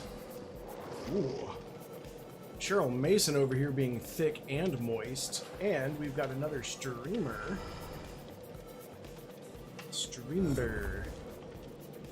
We gotta knock down 4 more survivors. I'm hoping we can do that. My loadout looking. Really good. I did get Bloody Party streamers. I'm gonna bring that for them.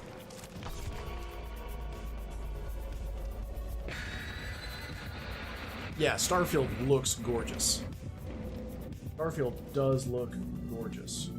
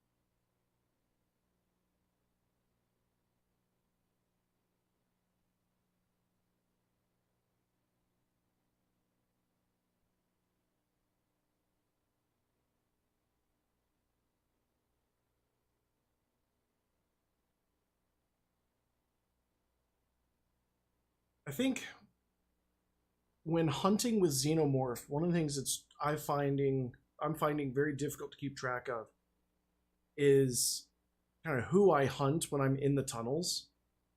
Like, it's really easy to accidentally tunnel when you're tunneling because you see the turret go up or you see the footprints, you have no idea who that is. So it does make it a bit tricky. Let's take that one. Do a quick gander over here at there's someone in Shack. They're now not in Shack. They're all here in Shack.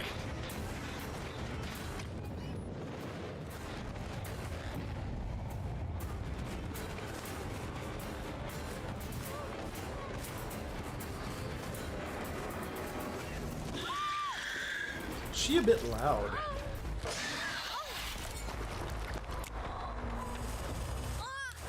We've been better off going for pallet save.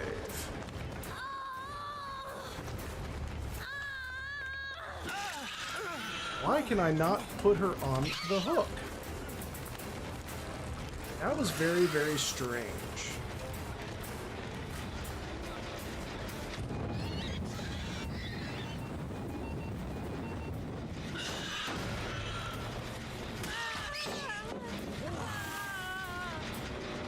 That was very strange.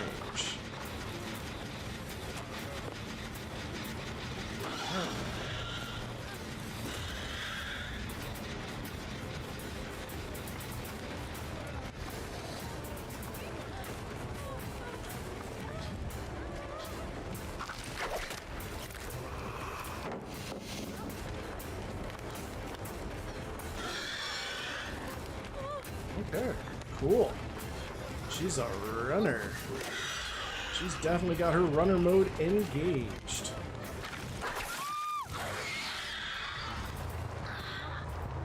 Which is fine with me. As altruism's gonna get you killed.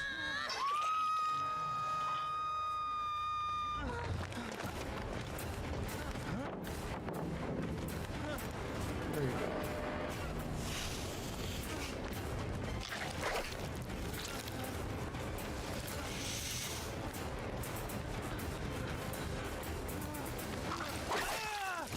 Hello. Thank you, sir.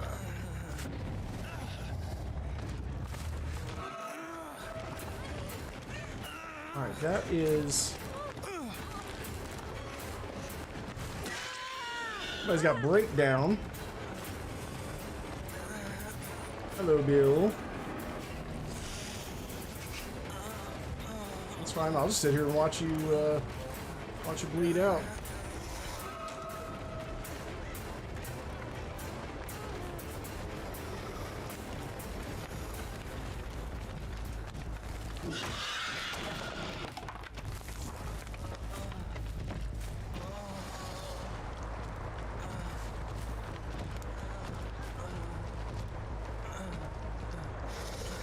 There's someone is on.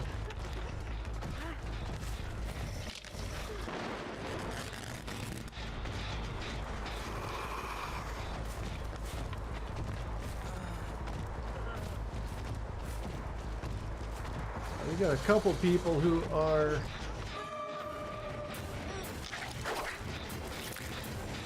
over here. Hey, Bill.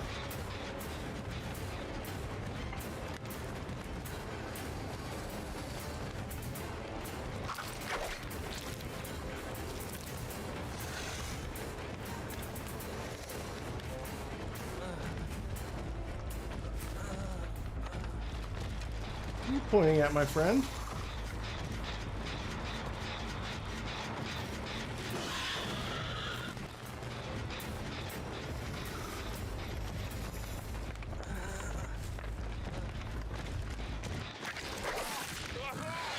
Hey, you want to keep hanging around? That's fine.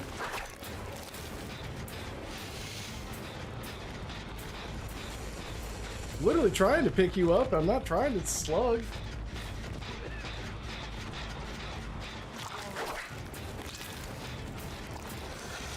You guys literally won't leave me alone. Alright. They are back up.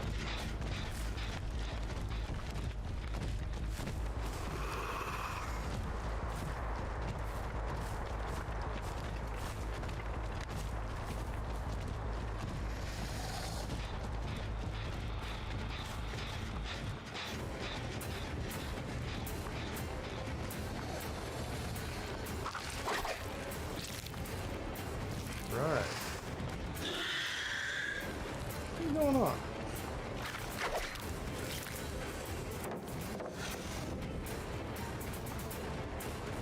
Okay. Teabagging means you want me over here. Means this is definitely not where I'm supposed to be.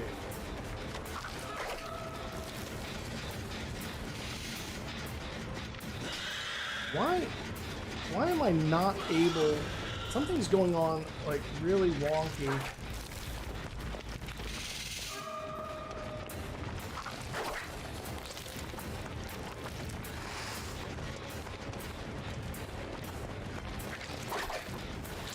Brave.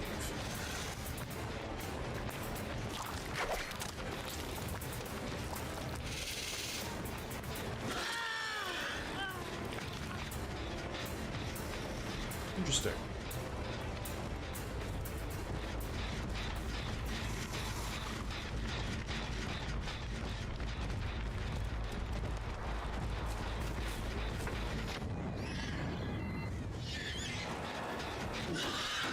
Let's hit that.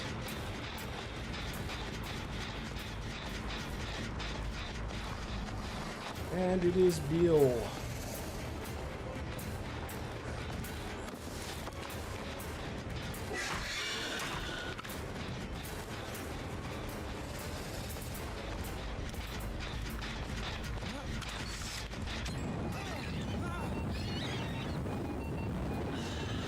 Okay, that was weird. Hitboxes are definitely still a little bit wonky on the turrets.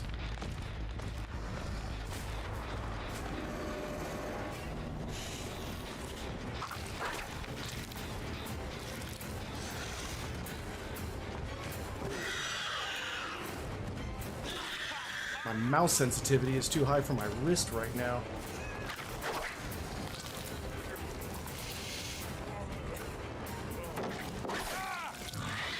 Finally, got the knockdown at least.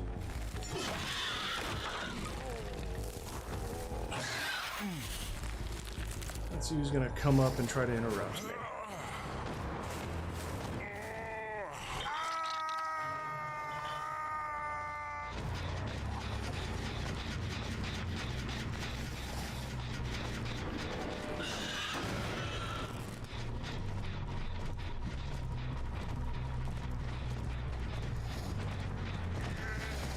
Is Cheryl. Credit to it's Bill for not body blocking. Kick this and get some aura action.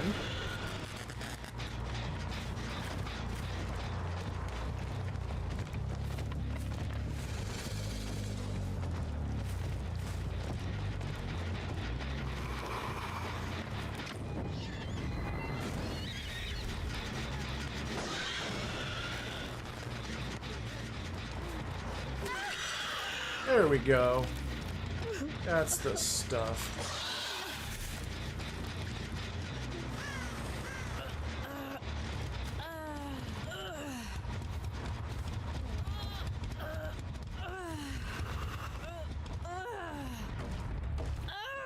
Gonna make it. No! There we go. Finally. Okay. That one's gone. That's right.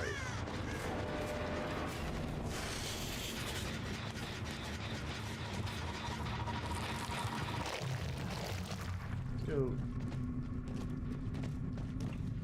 And who am I saving?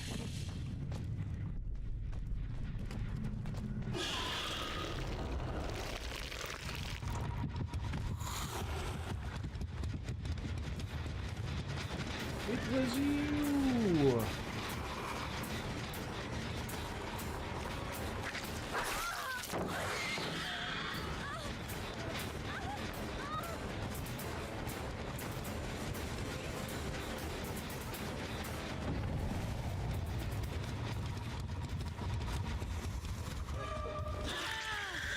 Oh, sorry. Oh, where'd you go? It's my wrist. Chasing Bill and Leon, my wrist gets so fidgety.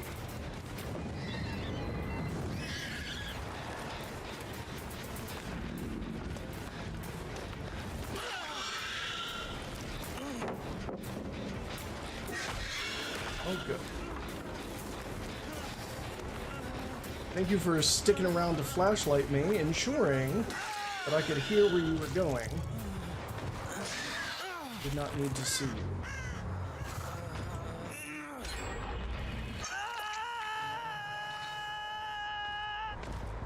They are healing over there.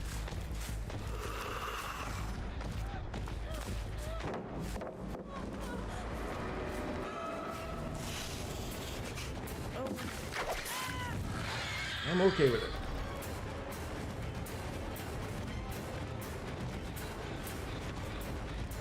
Still regressing.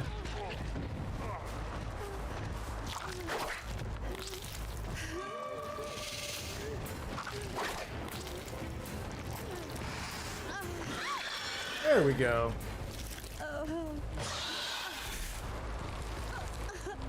Alright. Back up you go.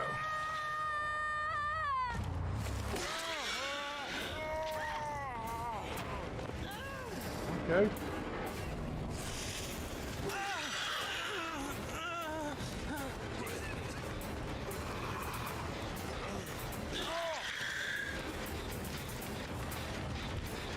Let's go ahead and put pop on this for reasons.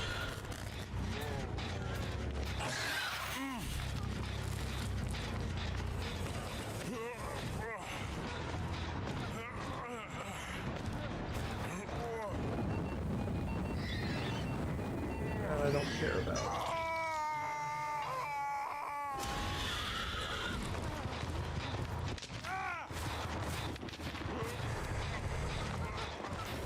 That's who I was hearing.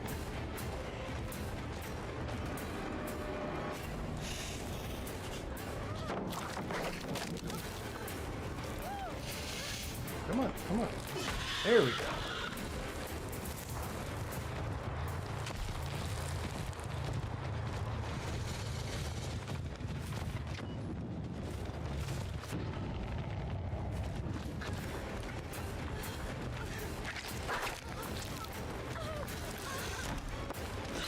Oh, damn it.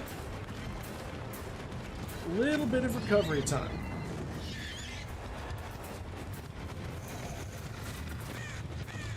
Really does kind of make the difference.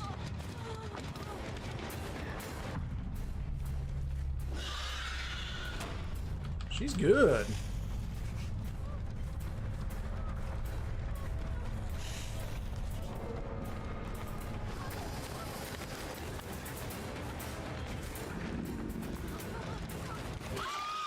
There we go. Whew. She was just juicing me like a lemon.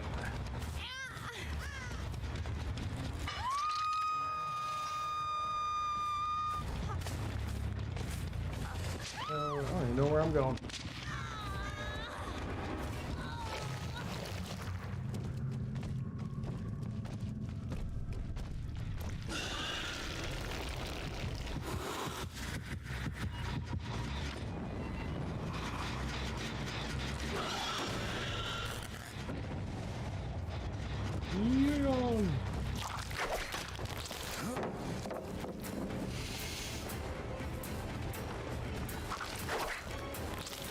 Hello, Leon.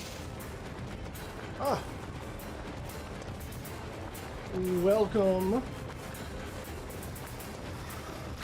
Caliburn. Sorry, I am hunting some really good survivors. And they're doing a number on me.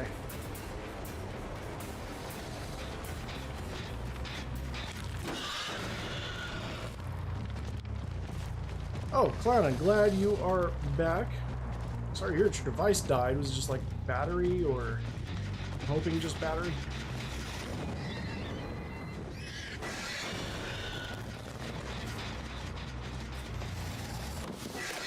Oh, I can go ahead and break this. I'm fine with that. How are you doing, Callie?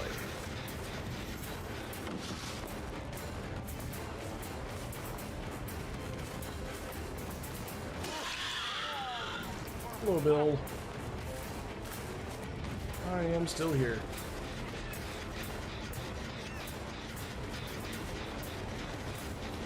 You are still very loud.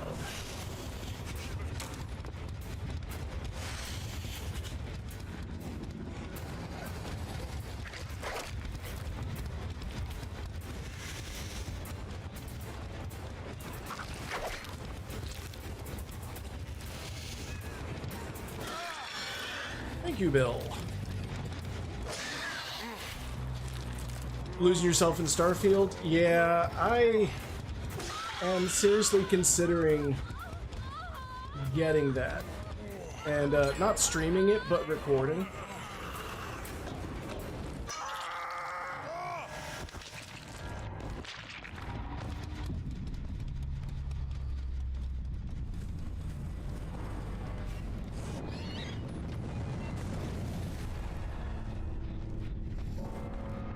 Alrighty, that is 2 down, and we've got a 3rd injured over here. You gotta pre-download it? Nice.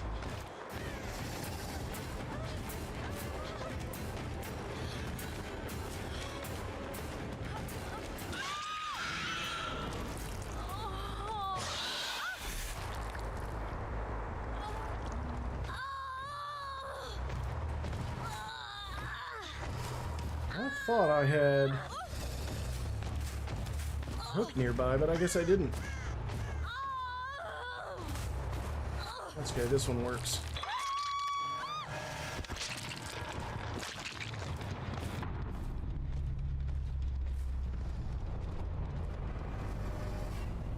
The question becomes, was there a hatch on foot? I don't think there was.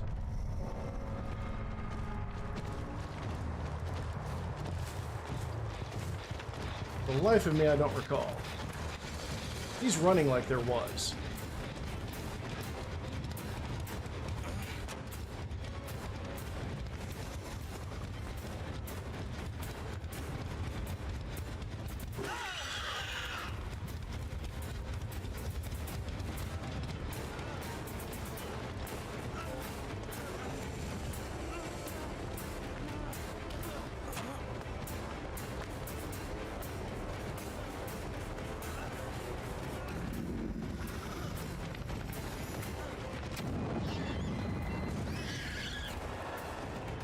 See how he's running through the different turrets? That's how you've got to run.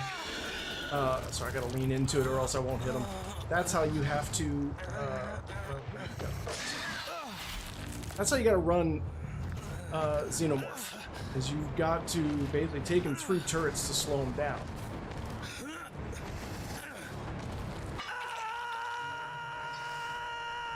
They were really good. They were really good. Like, absolutely. I had no time to get anything done. I could barely use the tunnels because they were all just constantly right there. So much pressure.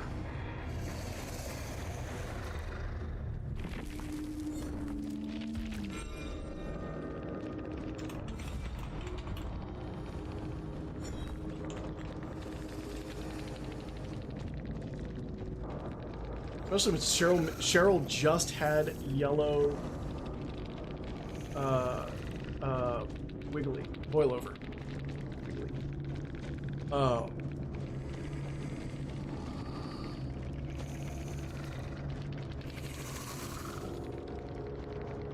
If they weren't quite so altruistic, especially in the beginning, I don't think I would have won that at all. And then at one point, Bill gave me at least one free hit, which I thought was weird after he was teabagging me earlier. But it is what it is. People, this has kind of been the theme the last couple of last month or so, couple months in Dead by Daylight. Survivors make strange choices. Make 8 survivors scream from Hex face the darkness.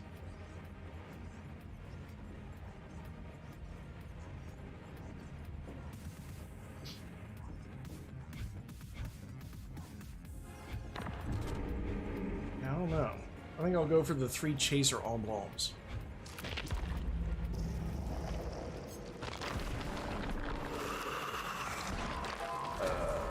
Let's see, how are we doing on... we're still unlocking perks.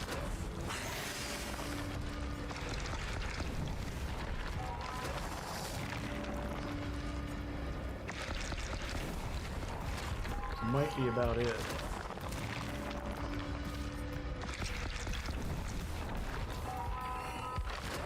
I kind of wish after prioritizing perk unlocks. Yep, I think that was my last perk to unlock. It was. I think after prioritizing perks to unlock, it should prioritize things that get you blood points. It's like if there's 2 perks and you get one of them and it blocks out the other one. If there's a survivor pudding or bloody party streamers, I think it should prioritize headed towards those next.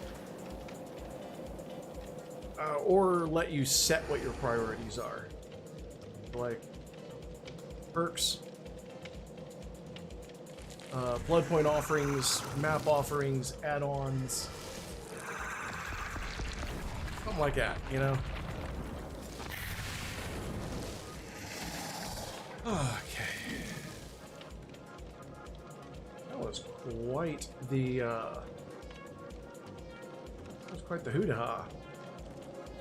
I need to breathe after that game. But let's see. What was I talking about? I was talking about a thing. I can't remember. I wanted to talk about a thing, but I can't remember.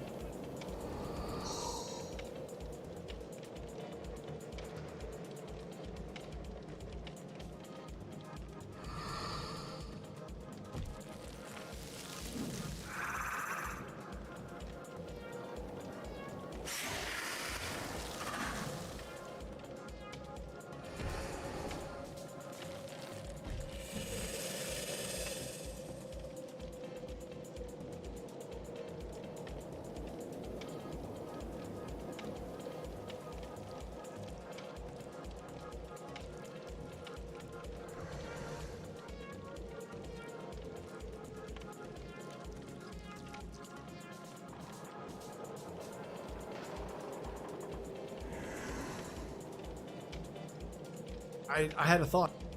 I don't even know what it was. I don't know. Anyway. Yeah, I guess we're gonna keep on keeping on. Actually, at this point, let's take a look at builds. So this was the Darva build. This is what he recommended, and it's not bad, but I did make some changes to it. Let's take a look at an M1 build. So Jolt.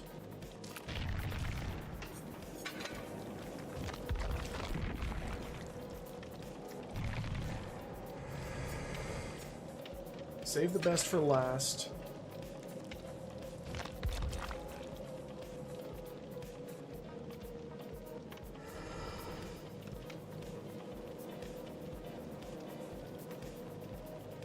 Hey, Slasher. The last one. Honestly, I think the last game, the most recent game that we played, that is, I think that's going to go into a video. I'm going to see if the streamer that we played against was live and see if I can't use their footage for some of their perspective. We also had that game earlier against the 3 like high prestige streamers. Games have been good. So far I've won everything, had a couple of hatch saves. A couple of games where they made it out the hatch. Overall, Xeno has been really, really good. I think where people have been doing the best is making good use of the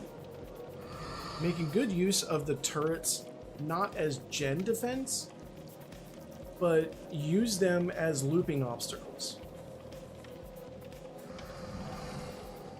The people who have been having the worst performances, and I say worst performances in like they're all dead at 4 gens. The the people who've been the weakest against Xenomorph are trying to loop it like it's a regular killer, like it's any other killer, and you can't.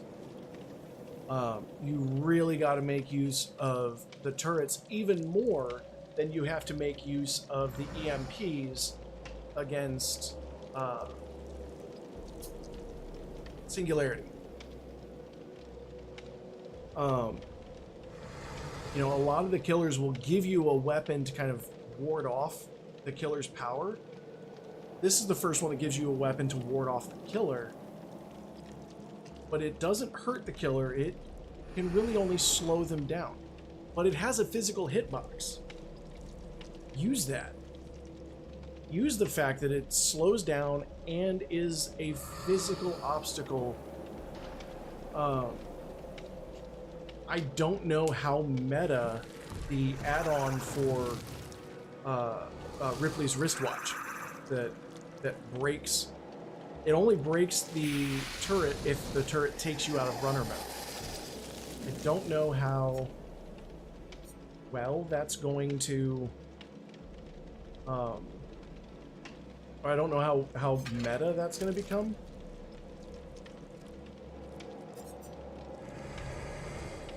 But it's going to be a thing. Alien Instinct is kind of like hybrid barbecue.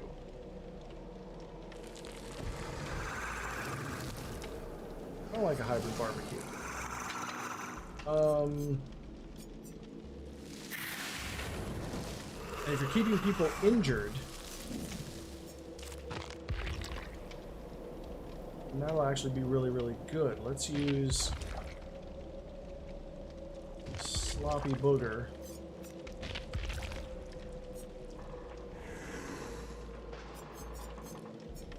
There it is. So we've got Jolt, so when we down it, pops the generators. Stabiffle, that my attacks speed up.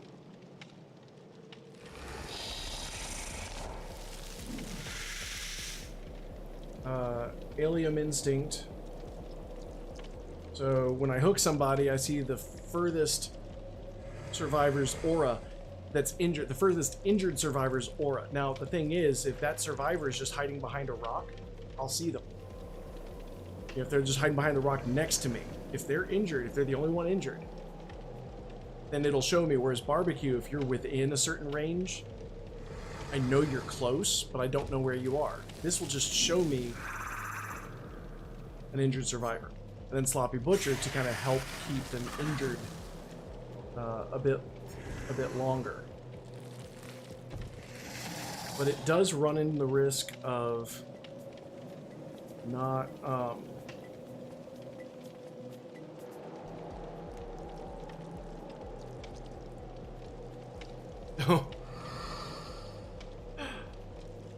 sorry about that, Slasher.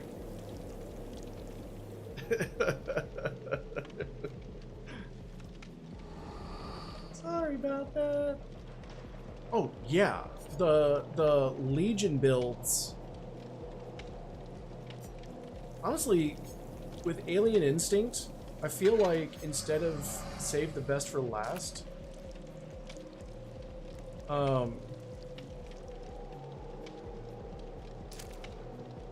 instead of save the best for last, maybe Lethal. Maybe Lethal Pursuit. Yeah, kind of missed a lot, Slasher. Basically, I was just saying that the very last game, the most recent game we had, was really, really good. And the easiest way to fight Xenomorph so far that I've seen has been to use the turrets instead of pallets and rocks. Like pallets and walls to loop around. You can't trust pallets in the same way that you can't really trust pallets against Nemesis or Nurse. We've got Lethal for some beginning stuff. That is also entirely possible. Let's see. After deploying a turret... Oh, it's deploying, not destroying. So we're already going to be giving people mangled.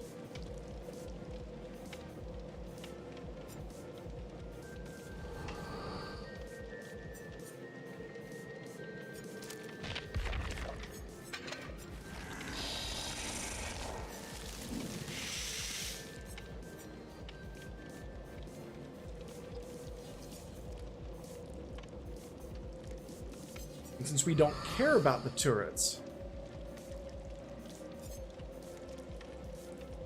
I would rather have the reduced stagger. What's the reduced stagger?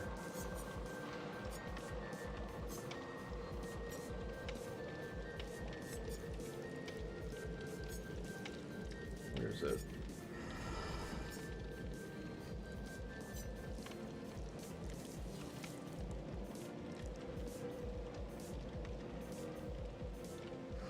The cat carrier exiting crawler mode due to a turret attack makes you undetectable for 20 seconds. Hell yeah.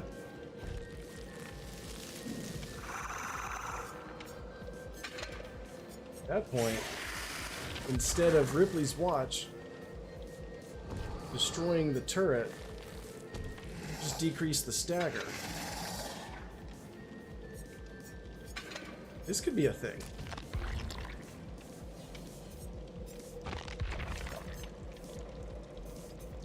Oh, and Slasher, you were asking the map for the Nostromo.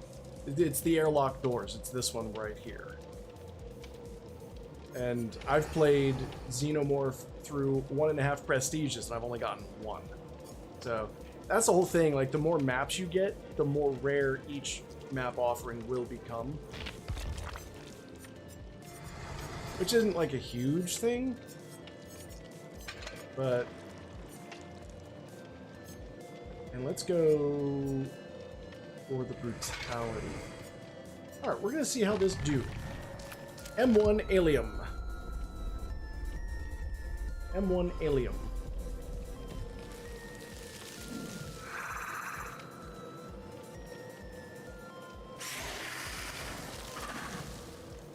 I gotta say, I actually miss playing Space Station 13. That was a fun game. A really fun game. I was so bad at it. And another stream. We're getting so many streamers tonight. I'm here for it. I dig it.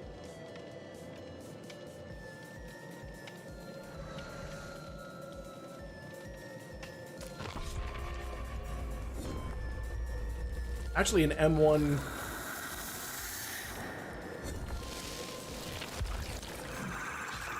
Let's go Queen.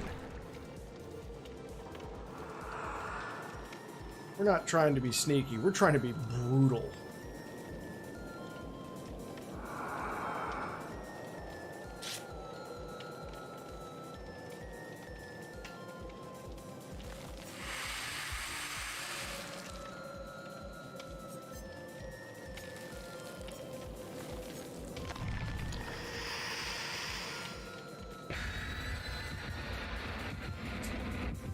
There we go.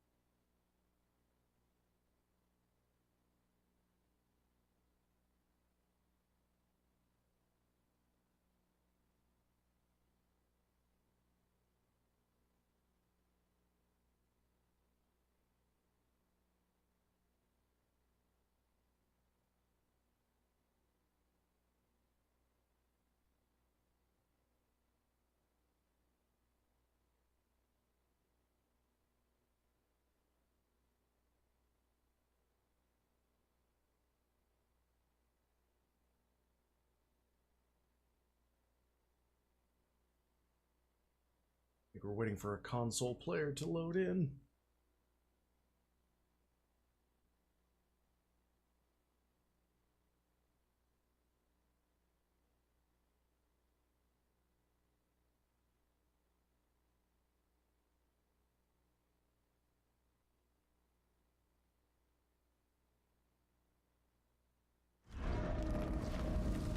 Oh, we're going to engage in some dead doggery.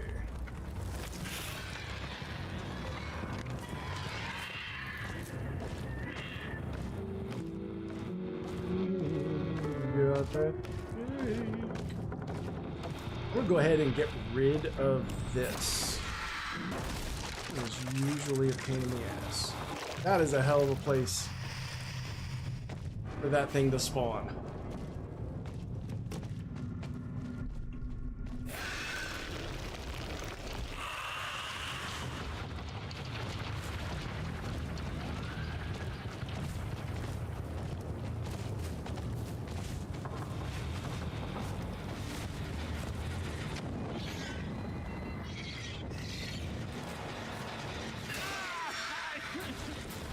Okay.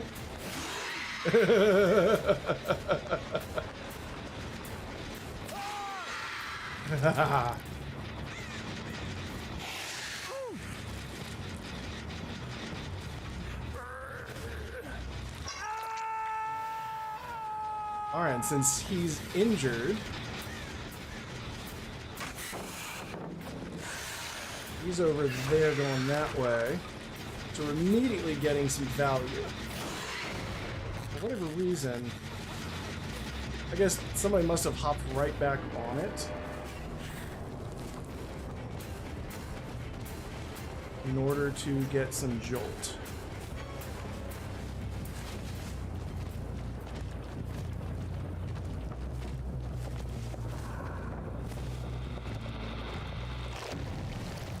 Oh. Well, I'll go ahead and just let them reset.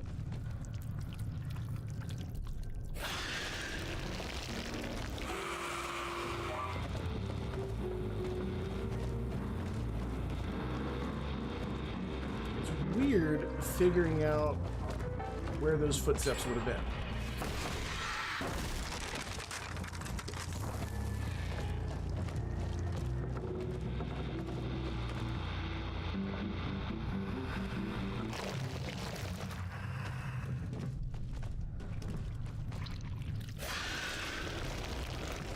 Where do I want to go?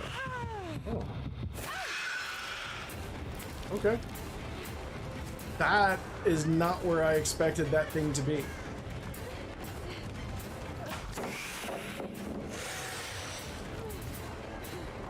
I gotta be honest, that actually caught me by surprise.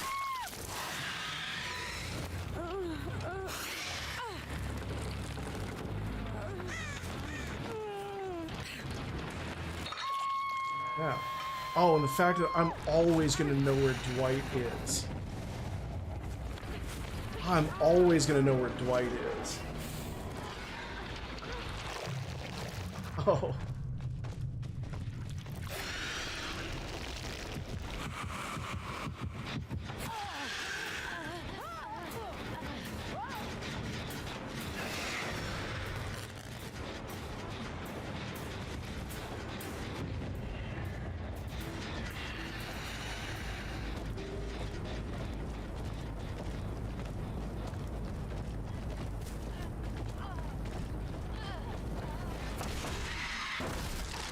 Knock, knock.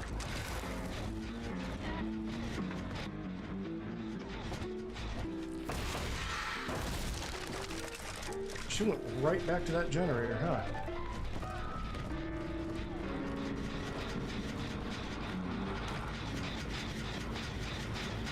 She's got some courages.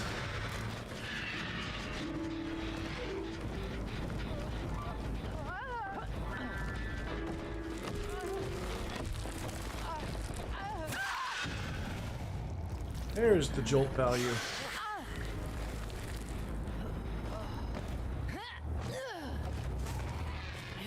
Down to the boss malt she goes. Then we get to find out where Dwight is. There he it is. There's nothing over there. Oof.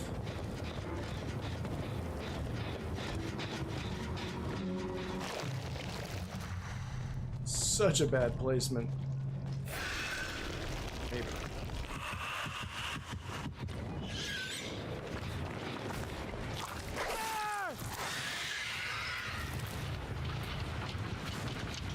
There was someone else.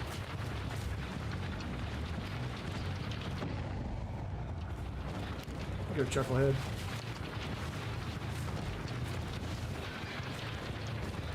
Okay.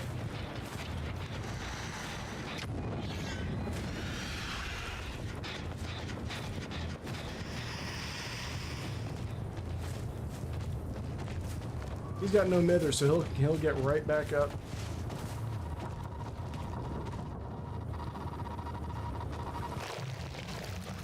There he is.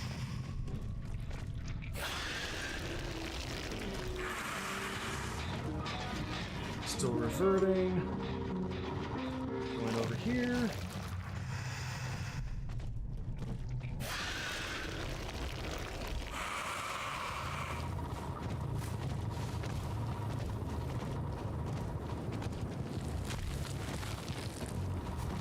Nothing there. Got like three portals over here, and there's no generator nearby.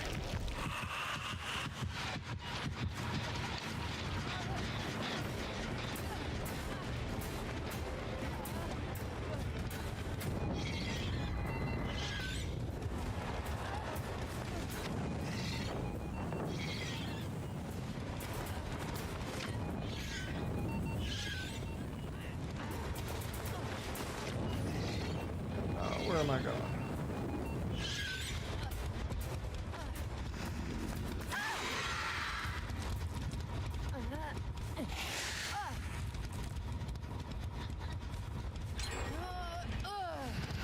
That one has gone.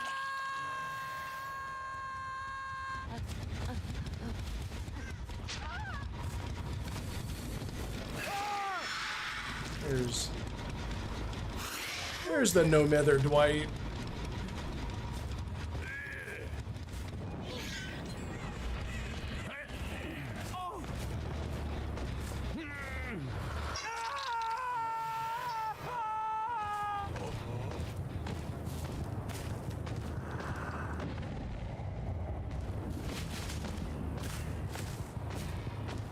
They are already over here. They make fast work.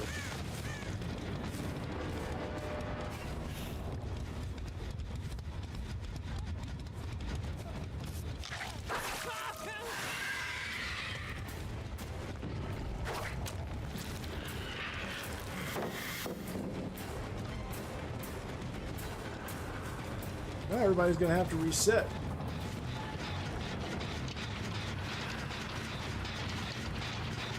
Let's get this. Here's Ripley.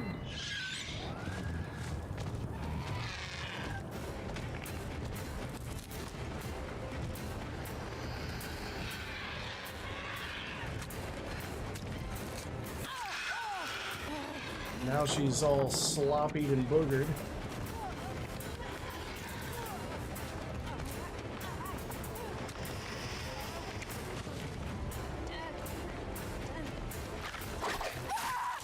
Yup.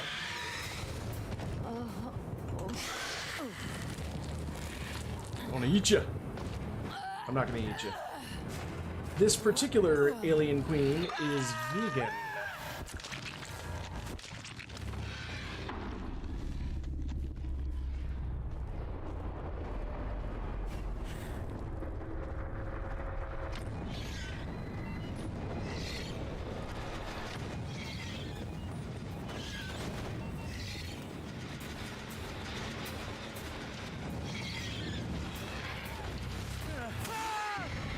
Get some pop value there, or jolt value there, rather.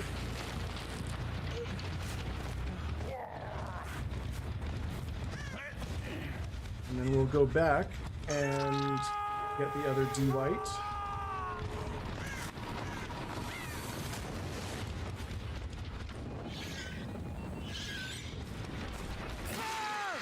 There we go.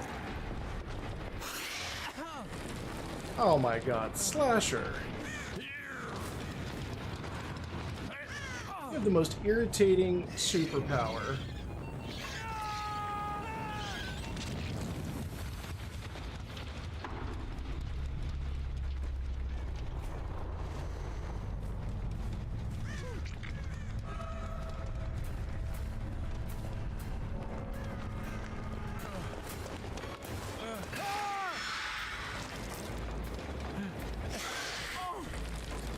Alrighty.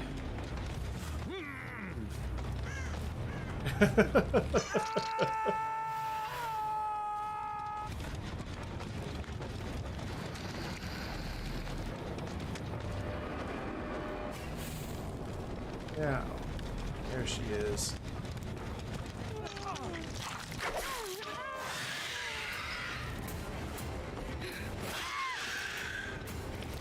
Now we hang her up. And that will tell us exactly where Dwight is.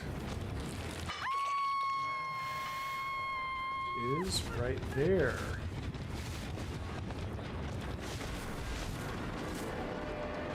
Yes, I see you, Dwight. No.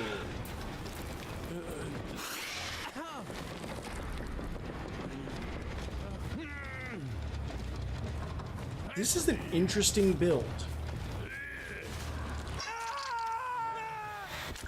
This is a really interesting build. I kind of like it.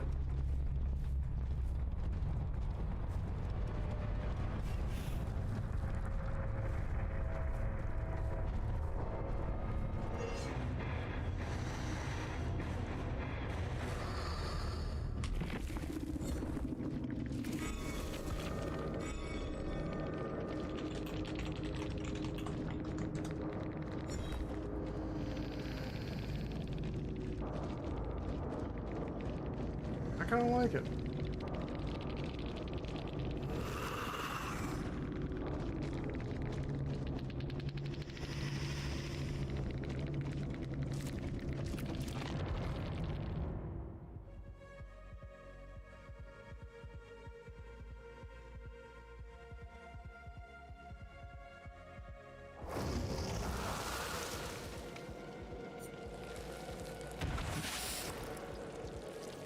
That's a huge bitch.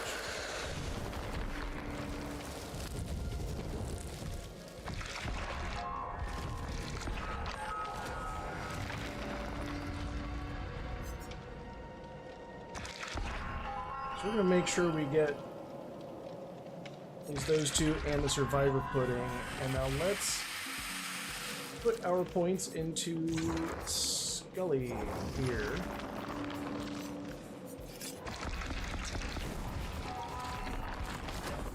The cake merchant.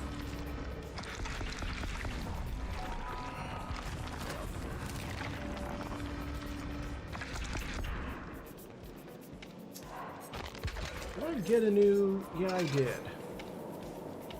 It's got the spooky do to it, but I kind of like the cat mask more.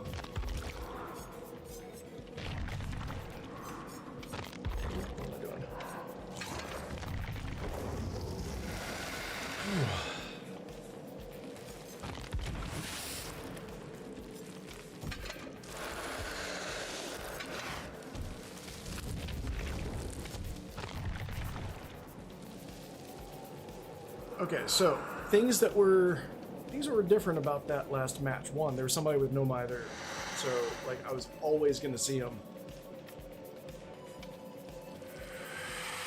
whenever I hooked somebody.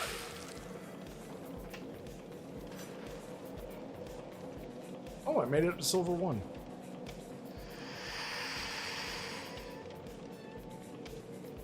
But as long as you can keep people injured,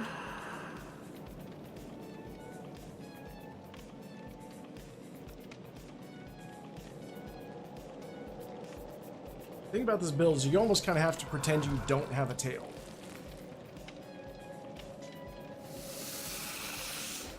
Which I'm kind of okay with. Try it again. Once more with feeling.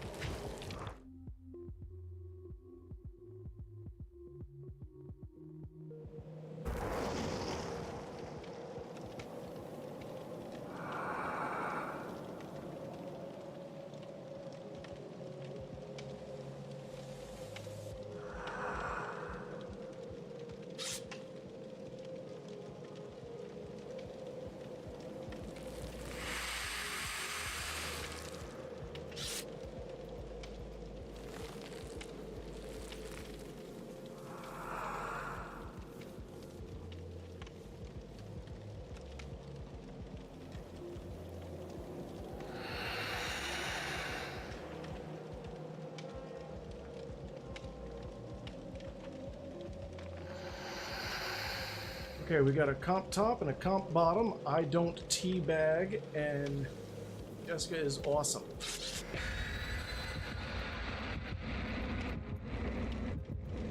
I like that Yoon Jin outfit. That blue. That's wild. That's perfect, that gun.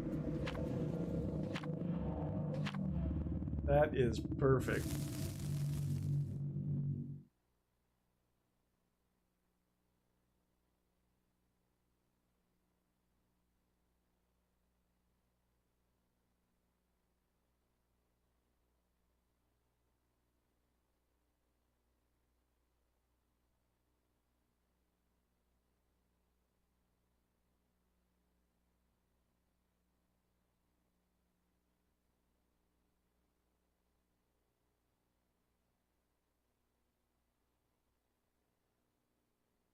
That was one of my favorite. I actually did not like, didn't really like Deuce Bigalow Male Gigolo.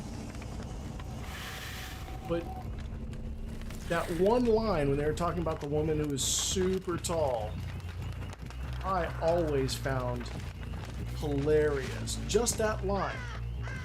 None of the other things that people were shouting out at her. Just that one.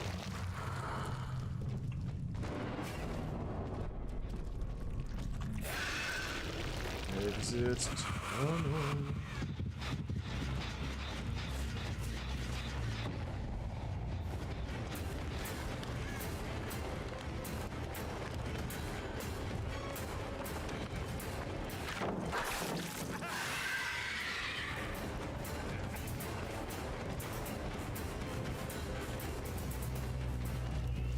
Fuck, I lost him. Did he just duck?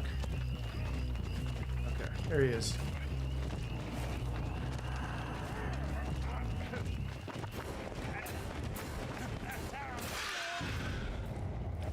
Grab me a glass of Michaela and have myself some Vittorio cookies. Where are you? There you are, sir. Vittorio. I thought that crow was somebody saboing the hook. Like, this ain't gonna be another one of those games again, is it? Alright, now. I was not able to... I was not able to injure anybody else.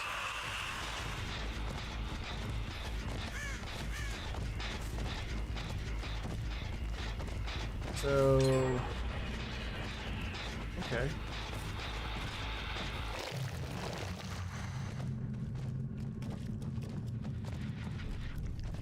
There we are.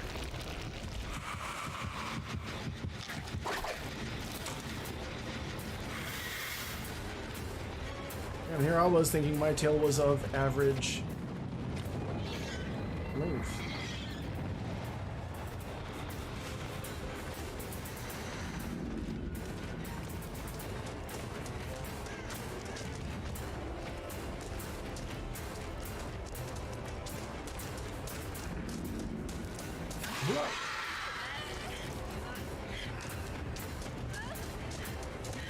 Just gonna drop it and run straight into my royal arms. All four of them. But they are making an effort to heal up, so That is the drawback to the Alien Instinct. There it is. Got me a case of the can't see shits.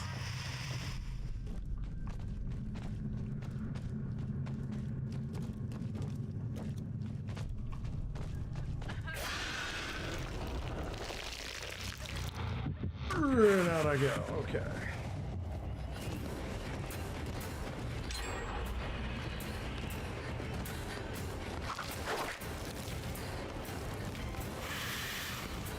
Oh, I'd have dropped that. What the hell do I know?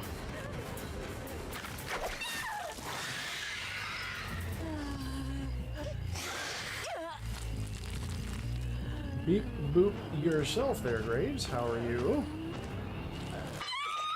I do like that outfit. I love that blue.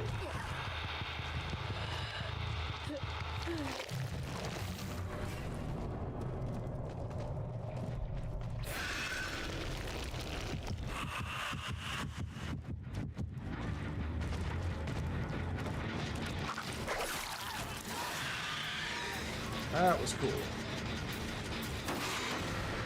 I really like this killer, and right now I'm playing her a totally different way than I was originally expecting.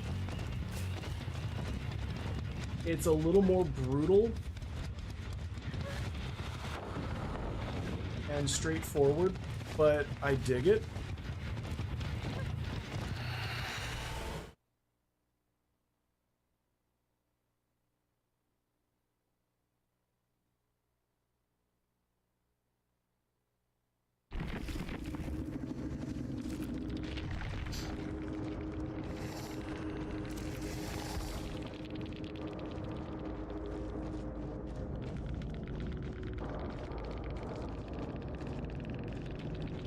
It always happens that I disconnect when I feel like I'm doing a good job. It never saves me from a bad game.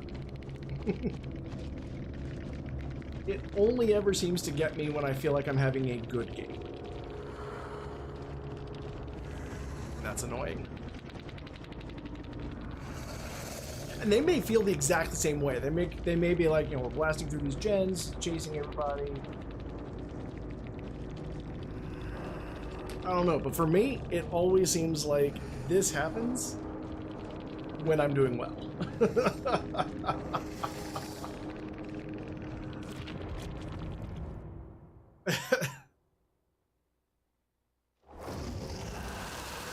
Oh well. Hey.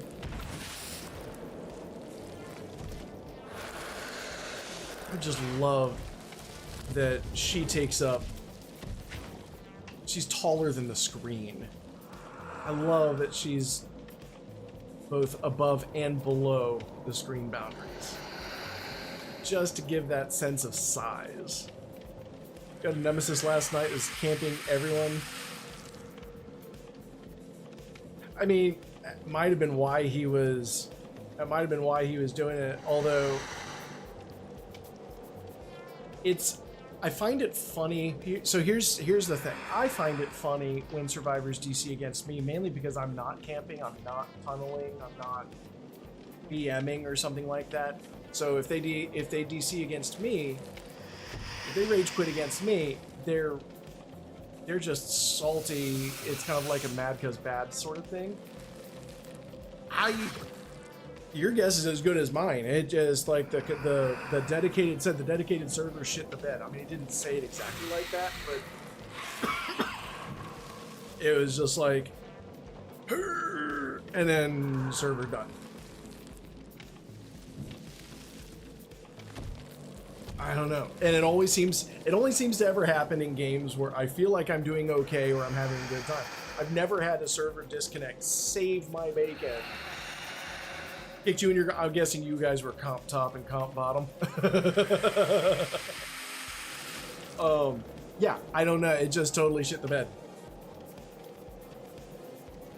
And you weren't comp top, were you? I never teabag and.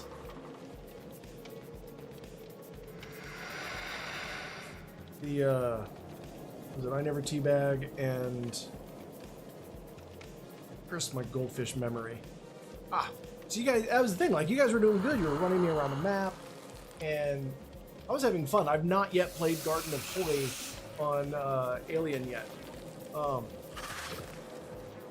The portal spawn in the house was actually really good for the Killer Instinct. If you're running the stealth build that, like, when you come out of the tunnel, you're stealthed and whatnots. I like the new map. I don't see it. Jessica is awesome. That was the other one. There's actually a very good reason why I was not going to remember that name. But yeah, the Garden of Joy, I've played on all of the indoor maps now. And so far, the one that is kind of my favorite for indoor maps has been Larry's. That being said, I've done best on RPD. Yes, I am playing PC.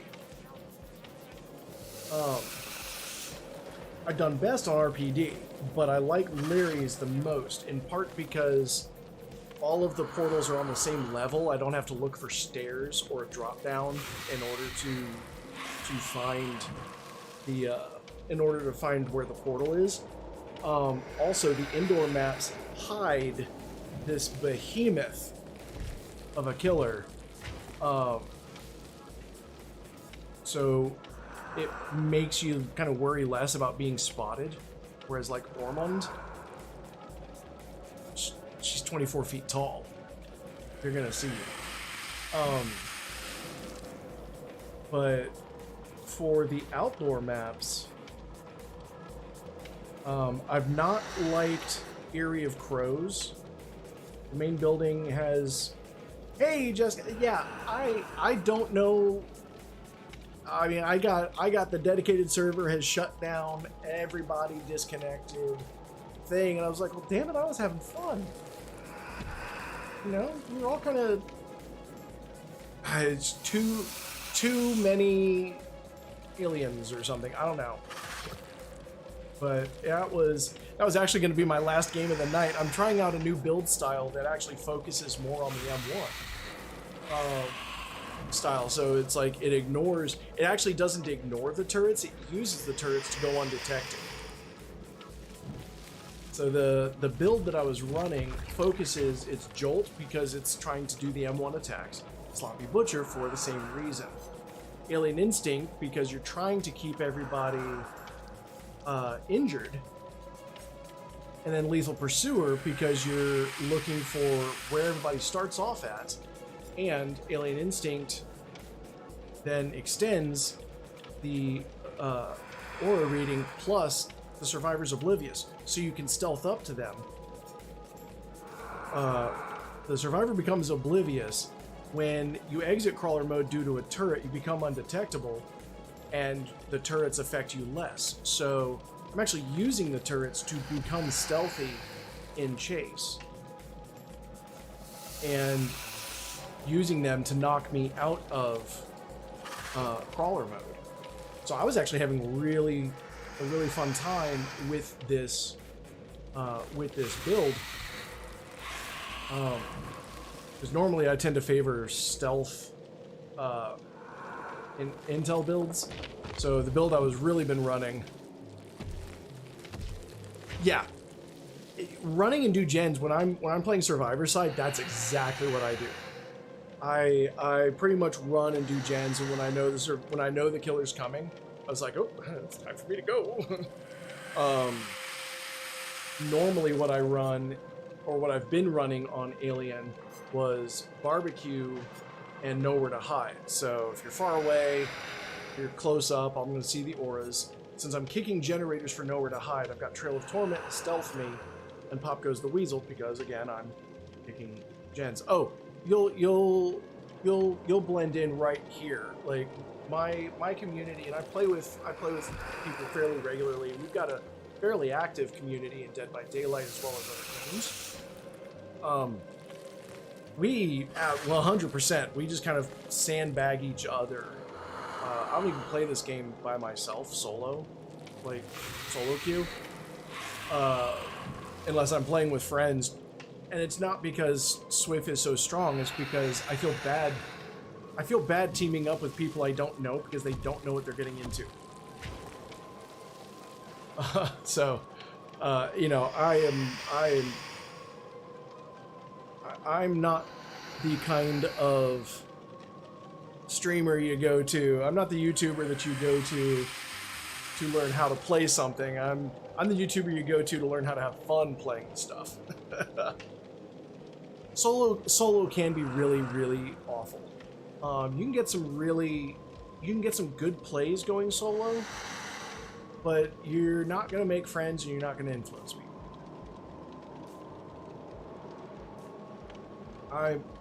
Honestly, I make more friends playing killer than I do on solo Survivor, because people will come back in and they're like really fun, and you jump scared the crap out of me. And it's like, yeah, put the horror back into the horror game. So that's kind of my jam. That's where I tend to go with. Yeah, Sean, Jessica, if you guys actually enjoy seeing stuff like Dead by Daylight, I play Phasmophobia. I was playing Texas Chainsaw Massacre until like victims figured out that they could bully Bubba and escape in 3 minutes. So yeah, I do have, there should be a link to the Discord down below. I've also got that. I'm on Kick and Trovo, as well as you can actually see up there in the corner, Kick and Trovo, as well as YouTube. Hey, Baba Boos! Happy to have you here.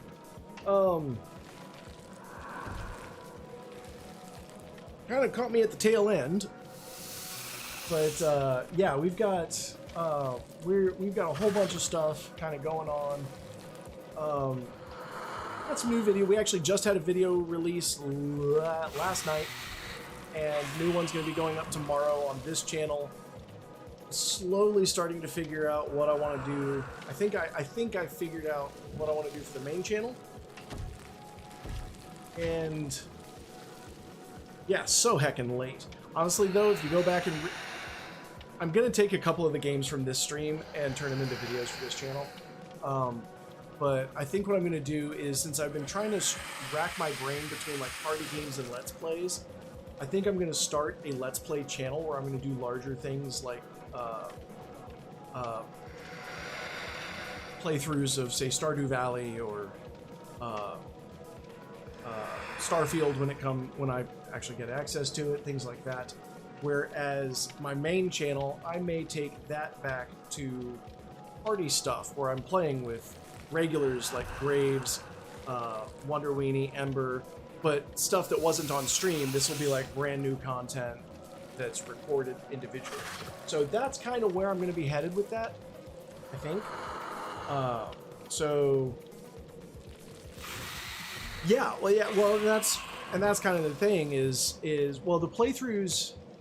Yeah, the playthroughs. I think what I'm going to do is I'm going to start a multiplayer. I'm going to start a multiplayer map that people will be able to kind of pop in on. Overcooked would be on the main channel, because it'd be like a team kind of thing. Cards Against Humanity, Overcooked, Played Up, the Warp game. But basically, it's like Played Up mixed with FTL. I forget exactly what it's called off the top of my head. Purge Dilemma, things like that, things that are recorded individually, those might go up on the main channel. The story mode games like Graveyard Keeper, Stardew Valley, Starfield, Grand Theft Auto Online, actually, GTA Online actually has a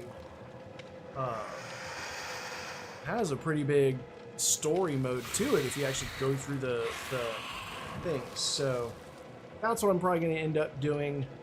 But between now and then, I am going to go ahead and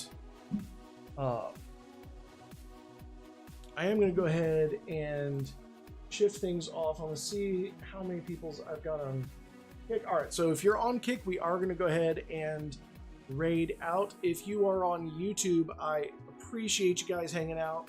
And if you're not subscribed, I would definitely appreciate the subscription. We are pushing for our affiliate statuses on all 3 of the platforms. So any subscribes or follows that you want to give there, we are doing different challenges. When we hit Partner Light on YouTube, we are going to start doing weekly giveaways for games. This is something that I can give back to the community. On Kick, we're going to do a lift while hooked challenge. So we're going to be playing Survivor, and the whole time I'm hooked, I'm lifting weights. And on Trovo, when we hit affiliate there, we're going to be doing a random build stream. So yeah, those are the plans. Those are I think where we're going to go from here on the different channels. So until next time, take care of yourselves, check in on friends and family, stay safe, stay cool, stay warm, stay hydrated, and above all, stay dapper. We'll catch you next time. Stick around if you're on Kick. Bye.